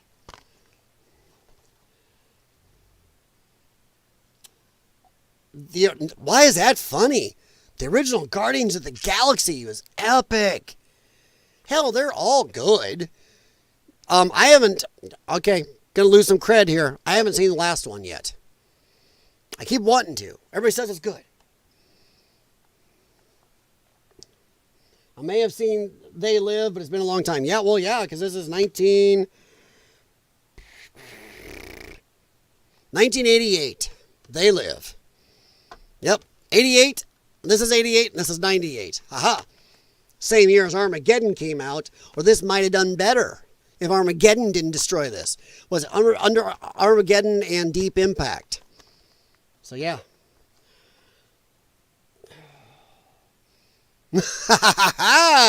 Very nice. Yes. Escape to New York is still far superior movie from Escape to LA. Escape from LA. But Escape from LA was still fun. Snake Plissken. Kurt Russell's one of my favorites. He's also in one of my other favorite movies. Haha. Have you seen this one? Soldier. That was my first DVD I've ever owned. Soldier. I love that movie. I still love that movie. What are you going to do? Kill them, sir. Kill them all. It's like, woo! Oh. Kurt Russell played a true badass in that. If you've never seen Soldier with Kurt Russell, go watch it. Oh, good movie. Good movie. Oh, my dog got up, so I don't have to trip on him now. Oh, wow. I own Soldier, and that's another one of those movies I try to watch about once a year. That and the old Dune. I love the Kyle MacLachlan Dune. I like the new ones. I do. But I still love it. And there is an alternate version of Dune on YouTube that a guy upgraded to 4K, took out some stuff, and edited back in other footage that was never used. Changes the ending, adds a ton of stuff in the middle of it. Oh, there's multiple versions on YouTube you can find that are better, I think, than the theatrical a lot of times. Oh, stabbing me in the heart. Come on, American Explorer, save my life here. Tell me you've watched Dune. Either the original in the 84 or the new ones. Please.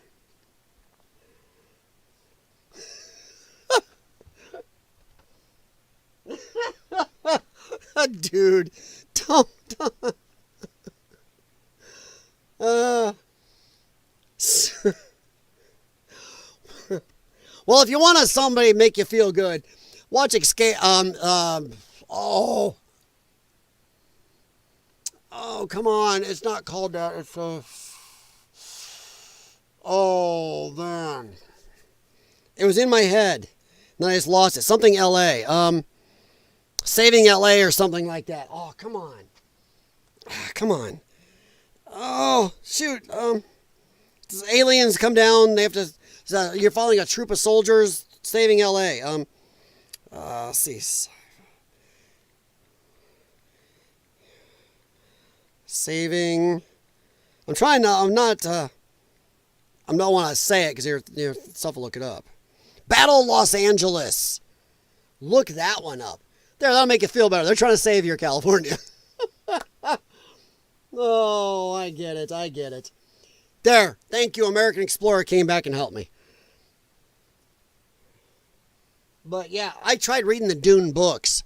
They're wacky. They're really hard to really get into. Lord of the Rings I read, you can understand those. Dune, I had problems with that puppy. The horror.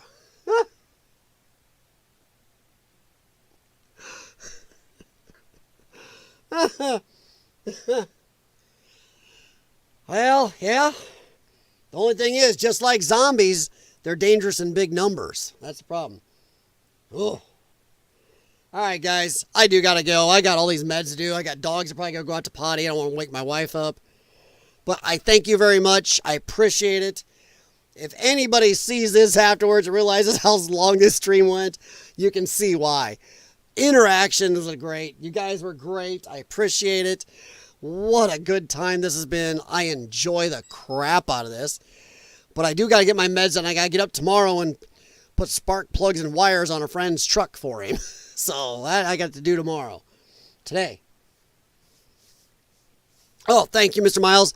I'm going to try to do a stream most nights between 11 and 12:30ish, somewhere to start it. I'm also trying to, but we'll see how often I can keep doing it. I like to do these nights. They're not going to grow my channel much probably, but hey, I enjoy it. And it's when I have time after my wife goes to bed, I'm free, and I'm up doing meds and everything else and watching the dogs so they don't bother her because she has to get up early a lot of times. So I appreciate it. American Explorer, I appreciate that. And I'll tell you what, not only was it great you guys each coming here, but you guys worked well together. So I love it. And you gave me something to think about. I got to look that up, Mr. Miles. The whole stage thing, both me and American Explorer were both like, oh, son of a heck. Never thought of that. All right, guys. Thank you very much. Anybody else watches this later, I appreciate you stopping by too. And I do try to do a red eye stream. That's why this is labeled LYONCAST Redeye. The ones that I do during normal hours won't have the red eye, obviously. And I am on Rumble. And I did do a video on Rumble that I do not have on the channel here. Partially because I don't have all my videos over there, but also because I did a channel there on something that I can't talk about on YouTube. it is a politically incorrect thing that YouTube will still take you down for. If you're a huge channel, maybe you can get away with it, but not my channel.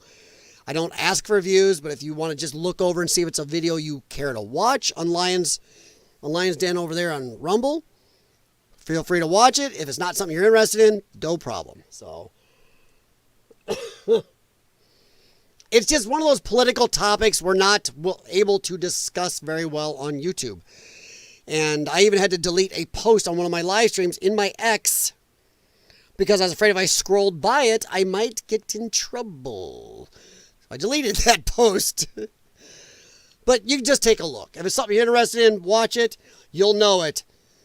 I don't have a lot of videos up there, but you'll know it. There's one video that's got the most views on Rumble, and you'll go, oh, yeah, I see why you couldn't take up with that on YouTube. So, all right, I will talk to you guys later. Have a good one. Thank you very much. And I'm going to go find my dogs. I just heard somebody batting at our sliding door upstairs. So, have a good one, Mr. Miles, American Explorer, Study Boy. And there were a couple lurkers I saw in there. So, appreciate it. Good night, everybody. Thank you very, very much.